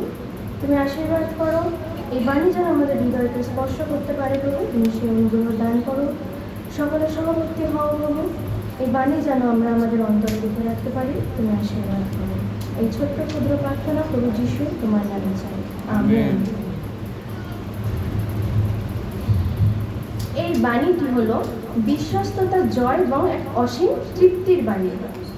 যোহন তার 19 অধ্যায় 30 পদে আমরা দেখি, শিরোপা গ্রহণ করিবার পর যিশু কহিলেন, সমাপ্ত হইল। কোনো বৈজ্ঞানিক তার আবিষ্কার সফল হওয়ার পর যে আনন্দ পায়, কোনো কৃষক তার দীর্ঘ পরিশ্রমের পর তার ফসল যখন ঘরে তোলেন, তখন তিনি যেমন এক পরিতৃপ্তির আনন্দ পান, ঠিক তেমনই পরম ঈশ্বরের কাছ থেকে আসা প্রভু যীশু খ্রিস্ট পিতার দেওয়া সমস্ত দায়িত্ব বিশ্বস্ততার সঙ্গে পালন করে পিতার কোলে ফিরে যাওয়ার আগে তিনি বলে উঠেছিলেন তেতেলেস্তান, অর্থাৎ সমাপ্ত। এখন আমাদের মনে প্রশ্ন জাগতে পারে, কি সমাপ্ত হয়েছে? তিনি কি দায়িত্ব নিয়ে এসেছিলেন যে তিনি বললেন সমাপ্ত হয়েছে? প্রভু যিশু যখন সমাপ্ত হইল এই বাণীটি বললেন, তখন কতগুলি বিষয় এবং ঘটনার পরিপূর্ণ ও সমাপ্তি ঘটেছিল। তাহলে আসুন আমরা এখন জানবো সেসব বিষয়গুলি কি। তিনি কি দায়িত্ব নিয়ে এসেছিলেন, যে দায়িত্ব তিনি সমাপ্ত করেছিলেন। প্রথম বিষয়, বাইবেলের পুরাতন নিয়মে সমস্ত ভাববাণী ও মসীহ সম্পর্কিত যে অপেক্ষা আর সমাপ্তি ঘটেছিল, অর্থাৎ যুগ যুগ ধরে পুরাতন নিয়মে ভাববাণীগণ যে মসীহের আগমনের জন্য অপেক্ষা করেছেন, সেই অপেক্ষার সমাপ্তি ঘটেছিল। সেই মসীহ আসবেন এবং তাদের সব দুঃখ অবসান করে অনন্ত সুখের রাজ্য স্থাপন করবেন, সেই অপেক্ষার সমাপ্তি ঘটেছিল। যিশায় তার 40 অধ্যায় 3 পদ এবং যিশায় তার 10 অধ্যায় 11 পদে আমরা এগুলো দেখতে পাই। অবশেষে সেই মসীহ অর্থাৎ ঈশ্বরের পুত্র, যিনি খ্রিস্ট যিশু নামে পরিচিত, তিনি পৃথিবীতে আসলেন। যোহন ভাববাদী সমস্ত ইসরায়েল জাতির কাছে সেই কথা ঘোষণা করে বলেছেন, আমি তাহার পায়ের পাদুকা খুলে দেওয়ার যোগ্য নই। আমি তোমাদেরকে জলে বাপ্তিস্ম দিতেছি, কিন্তু আমার পশ্চাৎ যিনি আসছেন তিনি মহান। তিনি তোমাদের পবিত্র আত্মাতে বাপ্তিস্ম দেবেন। তিনি মসিহের কথা সমস্ত জাতির কাছে তুলে ধরেছিলেন। এবং জেরুসালেম মন্দিরে সিমন নামে একজন ধার্মিক ব্যক্তি থাকতেন, যিনি ঈশ্বরের কাছ থেকে পবিত্র আত্মা দ্বারা জানতে পেরেছিলেন যে যতক্ষণ না তিনি সেই মসিহের দর্শন পাচ্ছেন ততক্ষণ পর্যন্ত তার মৃত্যু হবে না। অবশেষে সেই ভক্ত সিমিয়ন এর অপেক্ষার অবসান ঘটেছিল যখন শিশু যিশুকে নিয়ে মাতা মরিয়ম এবং পিতা যোসেফ জেরুসালেম মন্দিরে আসেন। তখন সিমিয়ন শিশু যিশুকে চিনতে পেরে তাকে কোলে নিয়ে উৎসর্গ করে বলেছিলেন, হে স্বামী, এখন তুমি তোমার বাক্য অনুসারে তোমার দাসকে শান্তিতে বিদায় করিতেছ, কেননা আমার নয়ন যুগল তোমার পরিত্রাণ দেখিতে পাইল, যাহা তুমি সকল জাতির সম্মুখে প্রস্তুত করিয়াছ।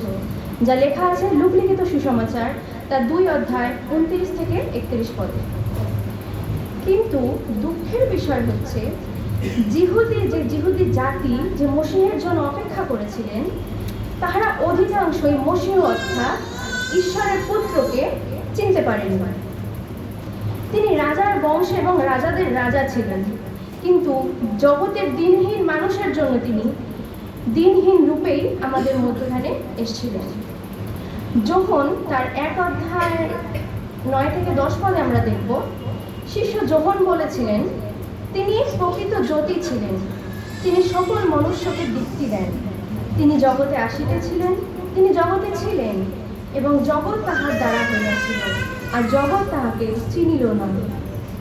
সমস্ত জিহুদি জাতি তাহাকে গ্রহণ করার পরিবর্তে তাহাকে আঘাত করেছিল। তাহার মাথায় কাটার মুকুট দিয়ে ভারী ক্রুশ কাঁধে চাপিয়ে তাকে টানতে টানতে জেরুসালেম থেকে গলগাথা পর্যন্ত নিয়ে যাওয়া হয়েছিল। সেখানে তাকে লাঞ্ছনা অপমান করে ক্রুশে দিয়ে তাকে হত্যা করা হলো। প্রভু যিশু সেসব কষ্ট নীরবে সহ্য করলেন এবং পিতার থেকে নিয়ে আসা তার সমস্ত দায়িত্বকে কাজকে নিখুঁতভাবে পালন করলেন। তারপর তিনি বললেন, সমাপ্ত হইল। এরপর আমরা 2 নম্বর বিষয়টি দেখব।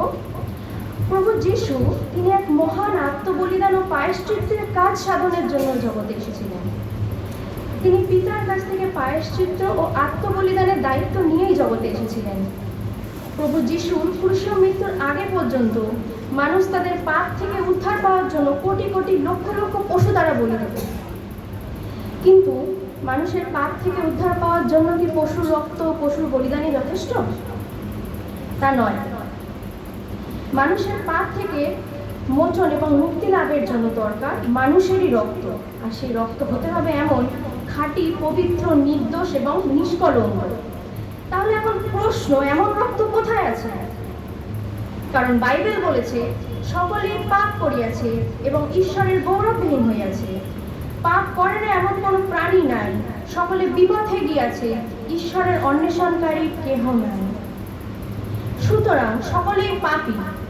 তাই প্রভু যিশু, যিনি ছিলেন নির্দোষ, নিষ্কলঙ্ক, পবিত্র, তিনি এই জগতে আসলেন, মানুষের পাপ প্রায়শ্চিত্ত করার দায়িত্ব নিয়ে মানুষকে পাপ থেকে মুক্ত করলেন। 1 পিতর তার 1 অধ্যায় 19 পদে আমরা দেখি, তোমরা নির্দোষ ও নিষ্কলঙ্ক মেষশাবক স্বরূপ খ্রিস্টের বহুমূল্য রক্ত দ্বারা মুক্ত হয়েছে। প্রভু যীশু খ্রিস্ট তার আত্মবলিদানের মাধ্যমে এই প্রায়শ্চিত্তের কাজকে সমাপ্ত করেছিলেন। এরপর আমরা 3 নম্বর বিষয়টি দেখব।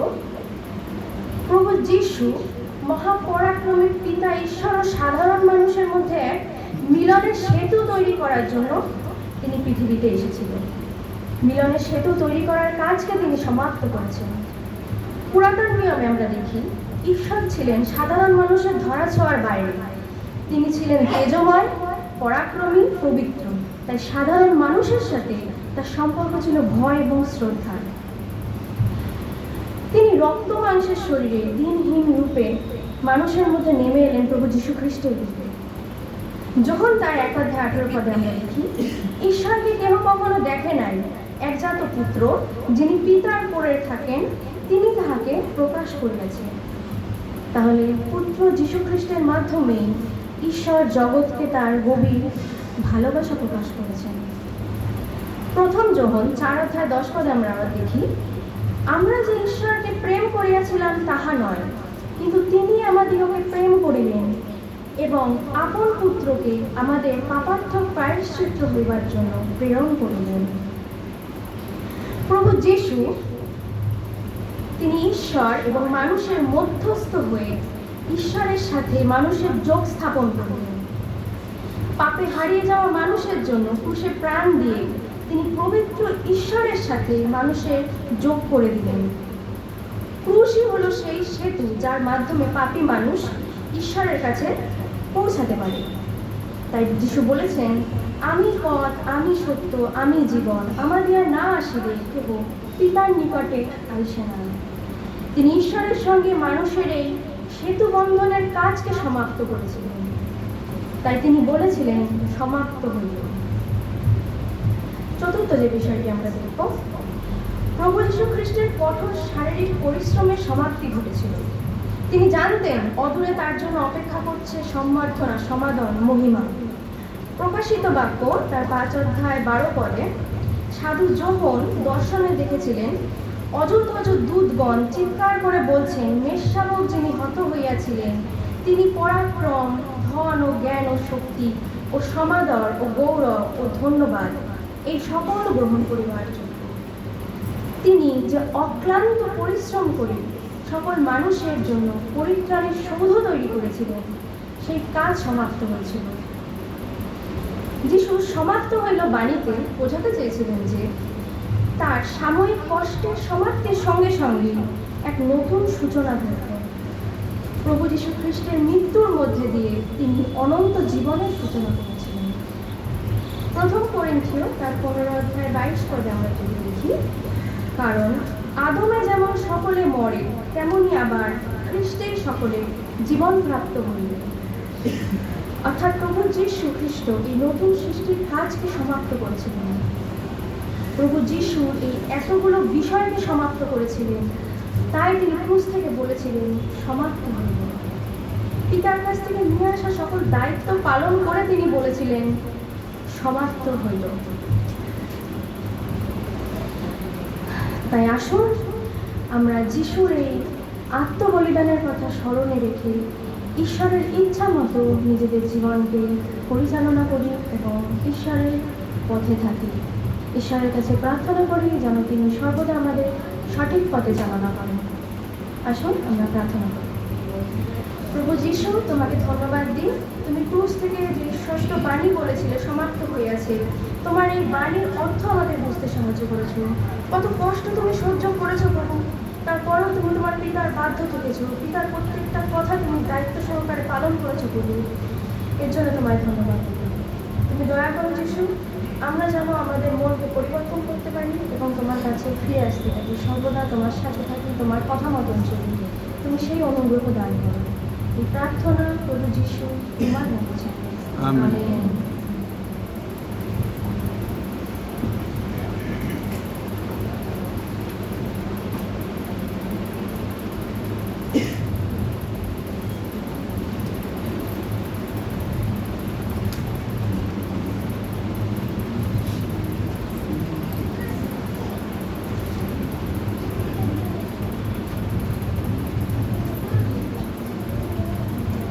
ধন্যবাদ দিয়ে আরেকবার একটি গান গাওয়ার সুযোগ করে দিয়েছেন তিনি। প্রভু তোমার ক্রুশ আছে বলে আছো তুমি হৃদয় জুড়ে, সরকার দিবানিশি আমার জীবন তোমার ক্রুশ আছে বলে। প্রভু তোমার ক্রুশ আছে বলে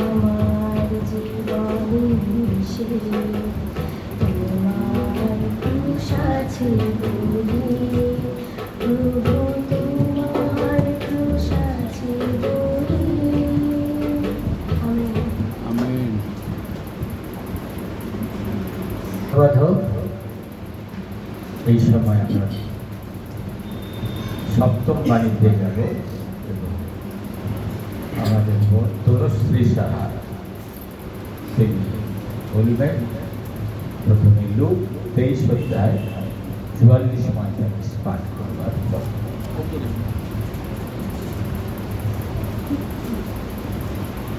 তোমায় ধন্যবাদ দিই, তোমার প্রথমে তোমার সেই সপ্তম বাণী প্রতিষ্ঠিত করে দিয়েছিল, তাই ধন্যবাদ দিই। তুমি আমাকে সাহায্য করো যেন আমি ভালো করে তুমি যেটা বলতে পেরেছো সেটা যেন আমি আলোচনা করতে পারি তোমার সঙ্গে। ছোট্ট প্রার্থনা চাই আমি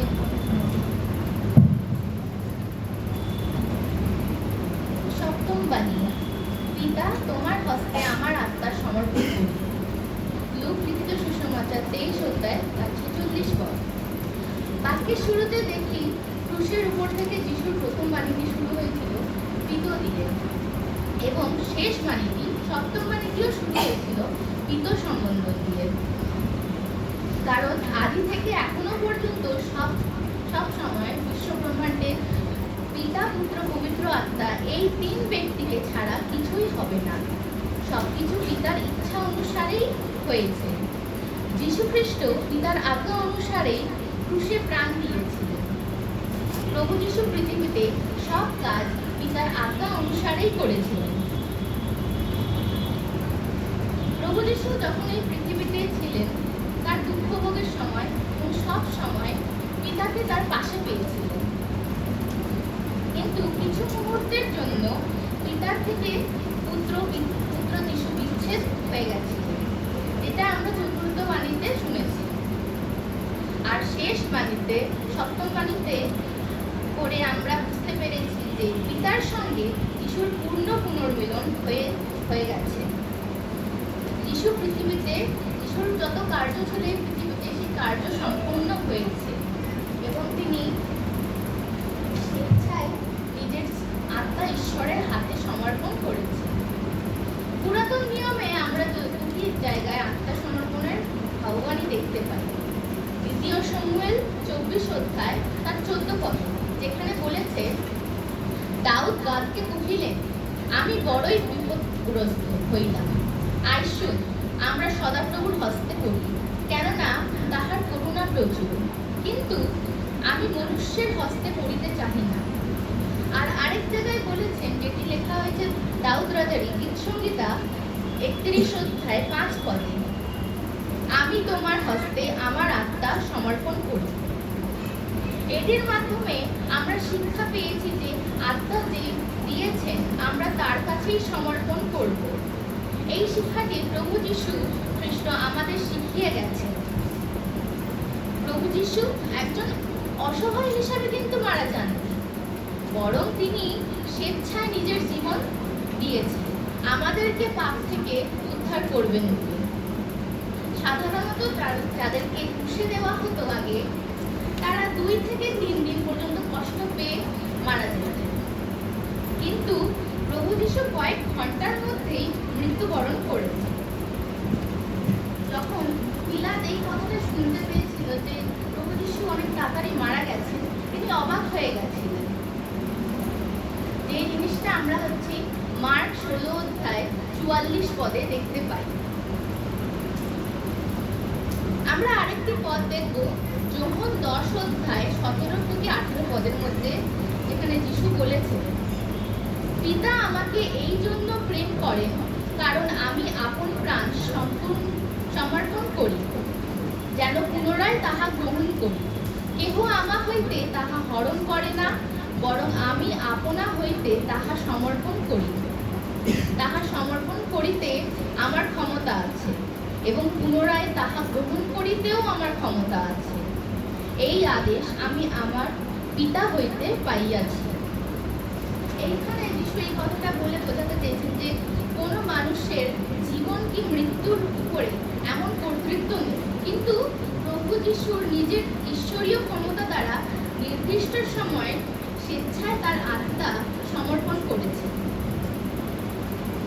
যিশুর মতো তো আমরা নিজেদের আত্মাকে সমর্পণ করতে পারি না, কিন্তু আমরা প্রতিদিন আমাদের জীবনে ঈশ্বরের কাছে সমর্পণ করতে পারি, যেটা আমরা শিখতে পারি রোমীয় 12 অধ্যায় 1 পদ ওখানে আমাদেরকে শিক্ষা দিয়েছেন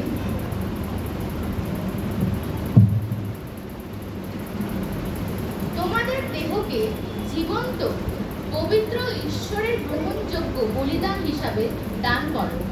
এটাই হচ্ছে আমাদের প্রকৃত ও যথাযথ উপাসনা।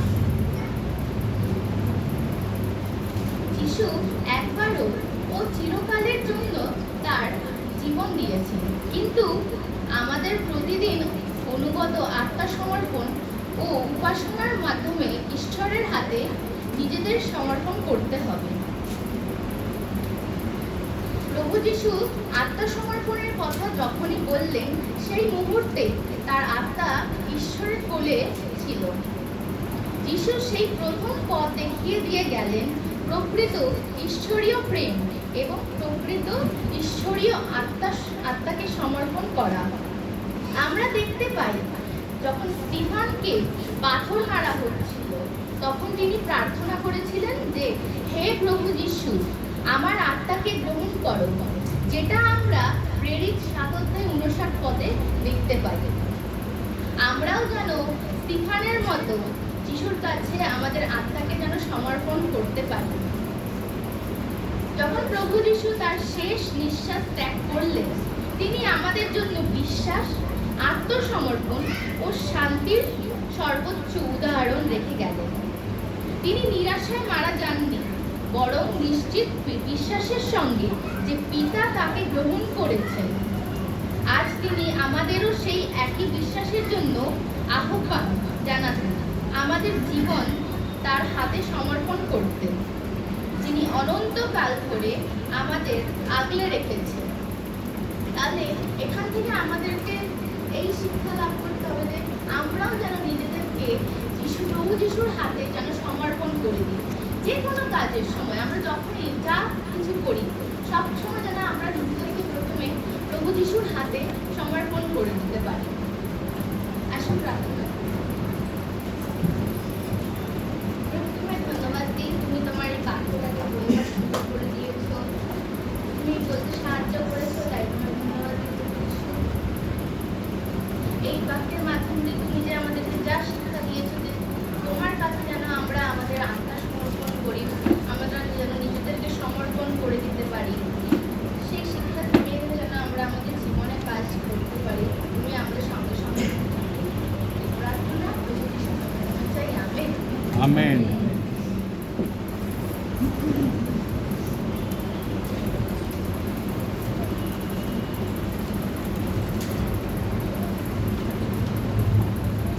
আসি এই সময় আমাদের গান গাইব আমরা একসাথে আমাদের গান থেকে ৭৮ সংখ্যার গান, সমবেত গান।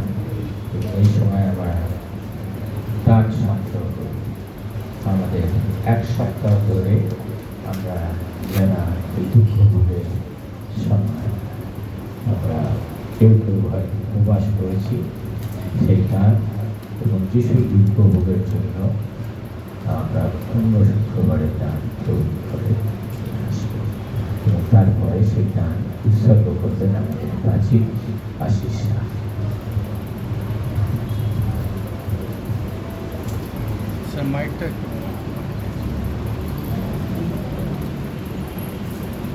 ঈশ্বর মানুষকে ভালোবেসে নিজ পুত্রকে পাঠিয়েছিলেন,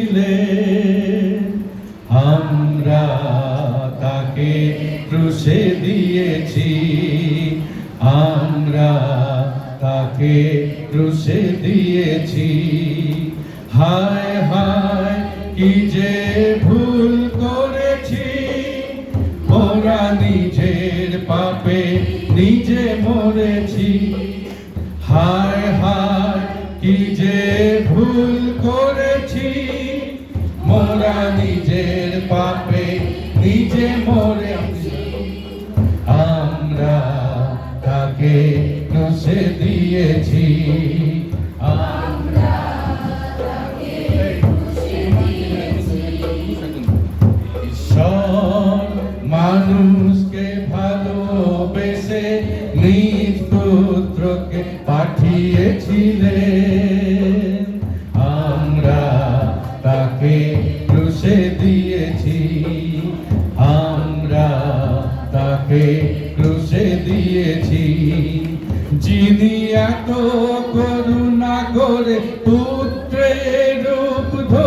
নশ্বর পৃথিবীতে এলেন, যিনি মানুষের পাপ রাশি নিজের স্কন্ধে লয়ে শান্তির বাণী শোনালেন। আমরা তাকে ক্রুশে দিয়েছি, আমরা তাকে ক্রুশে দিয়েছি। হায় হায় কি যে ভুল করেছি, মোরা নিজের পাপে নিজে মরেছি। হায় হায় কি যে ভুল করেছি, মোরা নিজের পাপে নিজে মরেছি। আমরা তাকে ক্রুশে দিয়েছি, আমরা তাকে ক্রুশে দিয়েছি। যিনি রোগীকে সুস্থ করে, মৃতকে জীবন দিয়ে অন্ধের চোখ খুলে দিলেন, যিনি পাপীর ক্ষমা করে নিজের জীবন দিয়ে মুক্তির দ্বার খুলে দিলেন। আমরা তাকে ক্রুশে দিয়েছি, আমরা তাকে ক্রুশে দিয়েছি।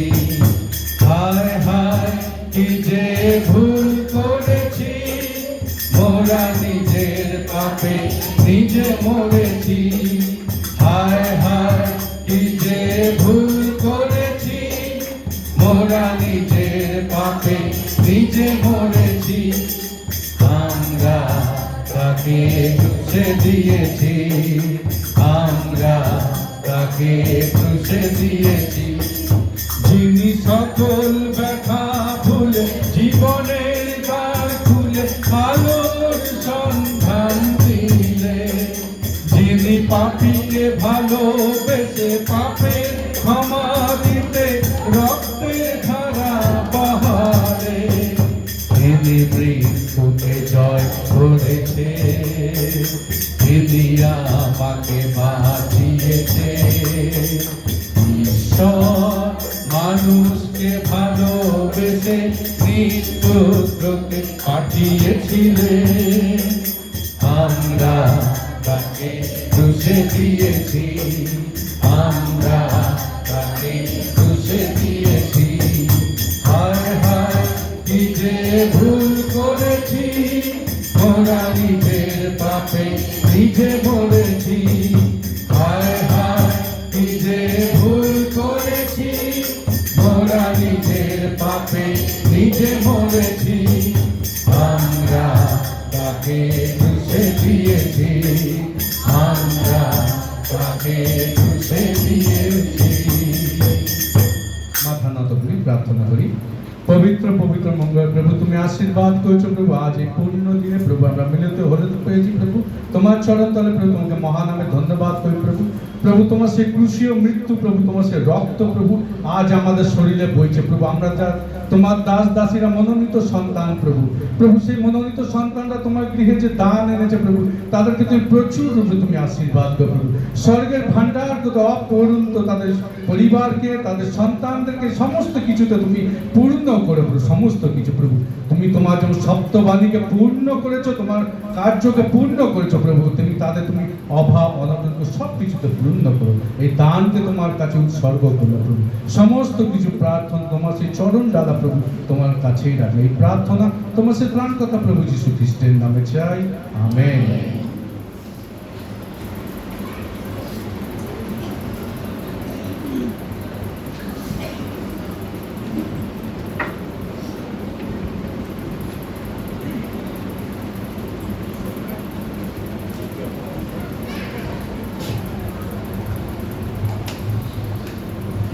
প্রভু ধন্যবাদ হোক। আমাদের যে দুঃখভোগের সপ্তাহ ছিল, এবং সেই দুঃখভোগের সপ্তাহে পাম সানডে দিয়ে আরম্ভ হয়েছিল। সোমবার দিনও সুন্দরভাবে সন্ধ্যাবেলায় তা পালিত হয়েছে, মঙ্গলবারও হয়েছে, বুধবারও হয়েছে। গতকালকে ঝড় জল বৃষ্টি সেই সময়, কিন্তু তার মধ্যেও প্রভুর সন্তানেরা ছিল। 8 জন উপস্থিত হয়েছে এবং 8 জনের উপস্থিতিতে আমরা সামনে পাই। আমি একটি কথা বলতে চাই আজকের ইংরেজিতে, যারা মণ্ডলী দায়িত্বশীল ব্যক্তি, যেরকম পালক, প্রাচীন, প্রাচীনা, পরিচারক, পরিচারিকা, আমাদের মধ্যে ছিল কিছু উপস্থিত, কিন্তু সেই দুর্গভোগের সময় অনেকেই কিন্তু ছিল না। সেটা কিন্তু একটা ভালো লক্ষণ না। যারা অসুস্থতার কারণে আসতে পারেনি, কার্যের কারণে আসতে পারেনি বলে আমরা যারা সেটাকে অবহেলা করছি, কিন্তু সেটা না করাই। একটি বৎসর আমি এবং আমার মিসেস সাব্বাতিকার লিগে ছিলাম, এবং সেই একটি বছরের মধ্যে প্রভু আপনাদেরকে রক্ষা করেছে, এবং আমার অনুপস্থিত থেকে আমাদের প্রাচীনরা, আমাদের পাস্টাররা তারা সুন্দরভাবে মণ্ডলীকে পরিচালনা দিয়েছেন, এবং সমস্ত বিশ্বাসীগণ যারা মণ্ডলীতে সমস্ত ব্যাপারে সাহায্য করেছেন, ঈশ্বর আপনাদেরকে আশীর্বাদ করেন। আমাদের সামনে ইস্টার সানডে রবিবার পালিত হবে, আমাদের 11টার সময় সেটা হবে, কিন্তু সেই ইস্টার সানডে আমরা পালিত করব আমাদের নতুন গৃহ। সেই জন্য সেখানে আপনারা 11টার মধ্যে উপস্থিত থাকবেন। আমি জানি না, আমি এবারে এসে দেখতে পাচ্ছি যে উপাসনা আরম্ভ হয় 10:30টায়, গান টান এটা ওটা করতে করতে সেটা 11টা দিয়ে আরম্ভ হচ্ছে। তা সেই জন্য আমরা কখনোই মনে করবো না 11টার সময় যদি টাইম দেওয়া থাকে উপাসনা আরম্ভ হবে না, 11টার আগে আমাদেরকে প্রস্তুত হয়ে আসে। আমি আজকের এই দিনে বলছি, কেননা আমরা এই বিশেষ কটা দিনই তো বেশিরভাগ লোকরা প্রভুর সম্মুখে আসি। আমাদের যখন টাইম দেওয়া থাকে আমরা প্রভুর সাথে প্রমিস করি এই সময় প্রভুর কাছে আসি। মণ্ডলী তো সিদ্ধান্ত নেয়, সবাই একসাথে মিলে আমরা সিদ্ধান্ত করি, এবং তখন এই ইস্টারের উপাসনার সময় খালি চার্চ থেকে ভাত তৈরি করা হয়, কিন্তু বাদবাকি খাবার আমরা যে যা পারি আমরা নিয়ে সেই যারা এই বিষয়ে কথা বলতে চাই তার সাথে কথা বললে, এখানে যেরকম আমাদের ঝুমা যেরকম এখানে ক্রেশটাকে চালায়, টেক কেয়ার করছে, আগে নানা রকম চালিয়েছে, এখন বর্তমানে সে চালাচ্ছে, সেরকম আমরা হাতিসুরেও একটা ক্রেশ চালানো করতে চলেছি। আমরা সেখানে টার্গেট রেখেছি 50টা বাচ্চাকে নিয়ে আমরা সেই ক্রেশ চালাবো। তার উদ্বোধনের দিন আমরা ঠিক করেছি, সেটা আমাদের 28 তারিখে দুপুর 11টা। আপনারা যারা ভালোবাসেন উপস্থিত হবেন, এবং তার সাথে সাথে সেখানে আমরা 2জন টিচারকে নেবেন। ঝুমার দিদিমণির মতো যদি মণ্ডলীতে এমন কেউ থাকে যারা সেই রকম বাচ্চাদেরকে ভালোবেসে সেই কাজ করতে চান, আজকে অনুষ্ঠানের পরে আমার সাথে কথা, 2জন টিচারকে আমরা। তাছাড়াও আমাদের আন্টি এবারে আমাদের একটা টিভি চ্যানেল ইন্টারনেটের মাধ্যমে আরম্ভ করতে চাই, তার জন্য একটা স্টুডিও তৈরি। সেটার জন্য প্রার্থনা করবেন আমরা, সেটা কারোর ব্যক্তিগত ব্যাপার না, এটা মণ্ডলীর ব্যাপার, আমাদের সকলের ব্যাপার। তা সেই জন্য আমরা সেই স্টুডিওটাও যেটা সুন্দর তৈরি করতে পারি, লোকও আমাদের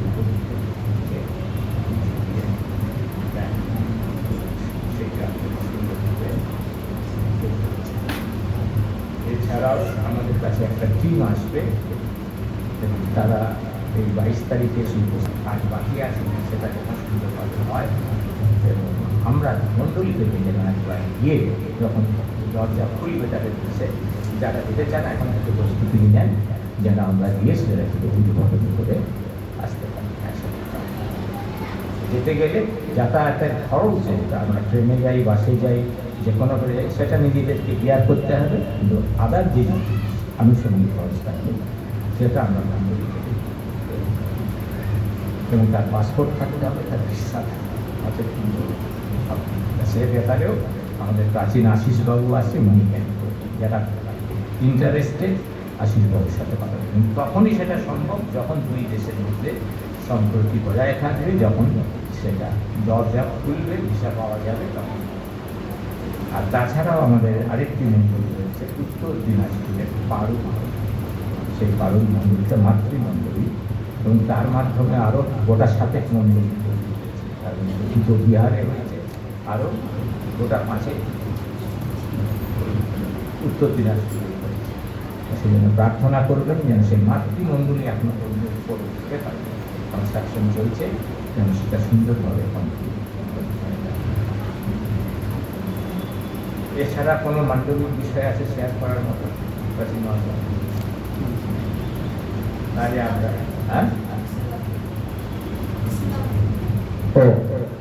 ইসলামপুর চার্চটা ওখানে আমাদের তলাতে হয়, কিন্তু এখন উপরে ছাদটা নষ্ট হয়ে যাচ্ছে বলে উপরে আমরা টিনের সেট দিয়ে মণ্ডলী উপরে দিয়ে, মানে ছাদের উপর দোতলা, ওটা ঢালাই ছাদ, তার উপরে অংশে থেকে কাজ আরম্ভ হবে সামনের সপ্তাহ থেকে স্টার্ট হবে। প্রার্থনা করবেন তাহলে যাতে সুন্দরভাবে সম্পন্ন হয়। এই সমস্ত কাজগুলো আমরা আরম্ভ করব। সেই সমস্ত কাজে প্রভুর আশীর্বাদ। আর কেউ যদি টিচার হিসাবে কাজ করতে চান, বলতে পারবেন না যে আমাদের তো বলা হলো না বা আমরা জানলাম না। কেউ যদি চান, এখনো সময় আছে, 2 জন টিচার আমাদের যাদের বাচ্চাদের প্রতি আসি। আমরা শেষ গান করব দেখো প্রেমের মহাশয় দয়ার।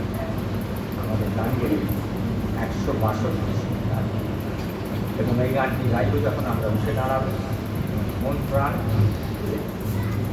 কারণ প্রেমের মহাসাগর যিশু খ্রিস্ট ক্রুশে মরলেন, তার রক্ত ঝরালেন, তার সুসমাচার দিলেন, সেতু বন্ধন করে দিলেন, কিন্তু সেই প্রেম যেন আমাদের মাধ্যমে সমস্ত বিশ্বে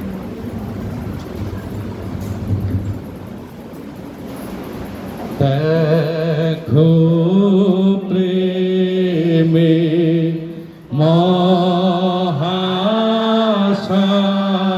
মহাসাগর দয়ার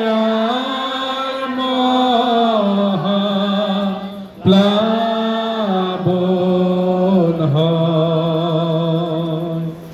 এসে জীবন দাতা মরে মোদের জীবন করতে ক্রয়।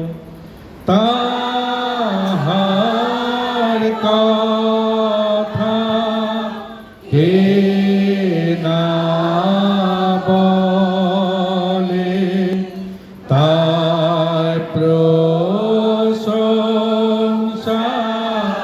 কে না গায়। এমন অসীম প্রেম কি কেহ চিরকাল ভুলিয়া রয়। আমেন। হে আমাদের স্বর্গস্থ পিতা, তোমার নাম পবিত্র বলিয়া মান্য হোক, তোমার রাজ্য আসুক, তোমার ইচ্ছা স্বর্গে যেমন পৃথিবীতে তেমনি সিদ্ধ হোক। আজ আমাদের দৈনিক আহার আমাদেরকে দাও, আর আমাদের সকল অপরাধ ক্ষমা করো, আমরাও যেমন আপন আপন অপরাধীকে ক্ষমা করিয়াছি। আর আমাদের পরীক্ষাতে আনিও না, কিন্তু মন্দ হইতে রক্ষা করো। এই রাজ্য পরাক্রম মহিমা যুগে যুগে তোমারই হোক। আমেন। এক্ষণে প্রভু যীশু খ্রিস্টের অনুগ্রহ, পিতা ঈশ্বরের প্রেম এবং পবিত্র আত্মার শান্তি ও সহভাগিতা, ঈশ্বরের অনুগ্রহের হস্ত এখানে উপস্থিত খ্রিস্ট বিশ্বাসী প্রত্যেকটি ভাই এবং ভগ্নীর মস্তকের উপরে, তাদের সন্তান সন্ততির উপরে, তাদের বংশের উপরে এখন থেকে নিত্য নিত্য অবস্থিতি করুন। আমেন।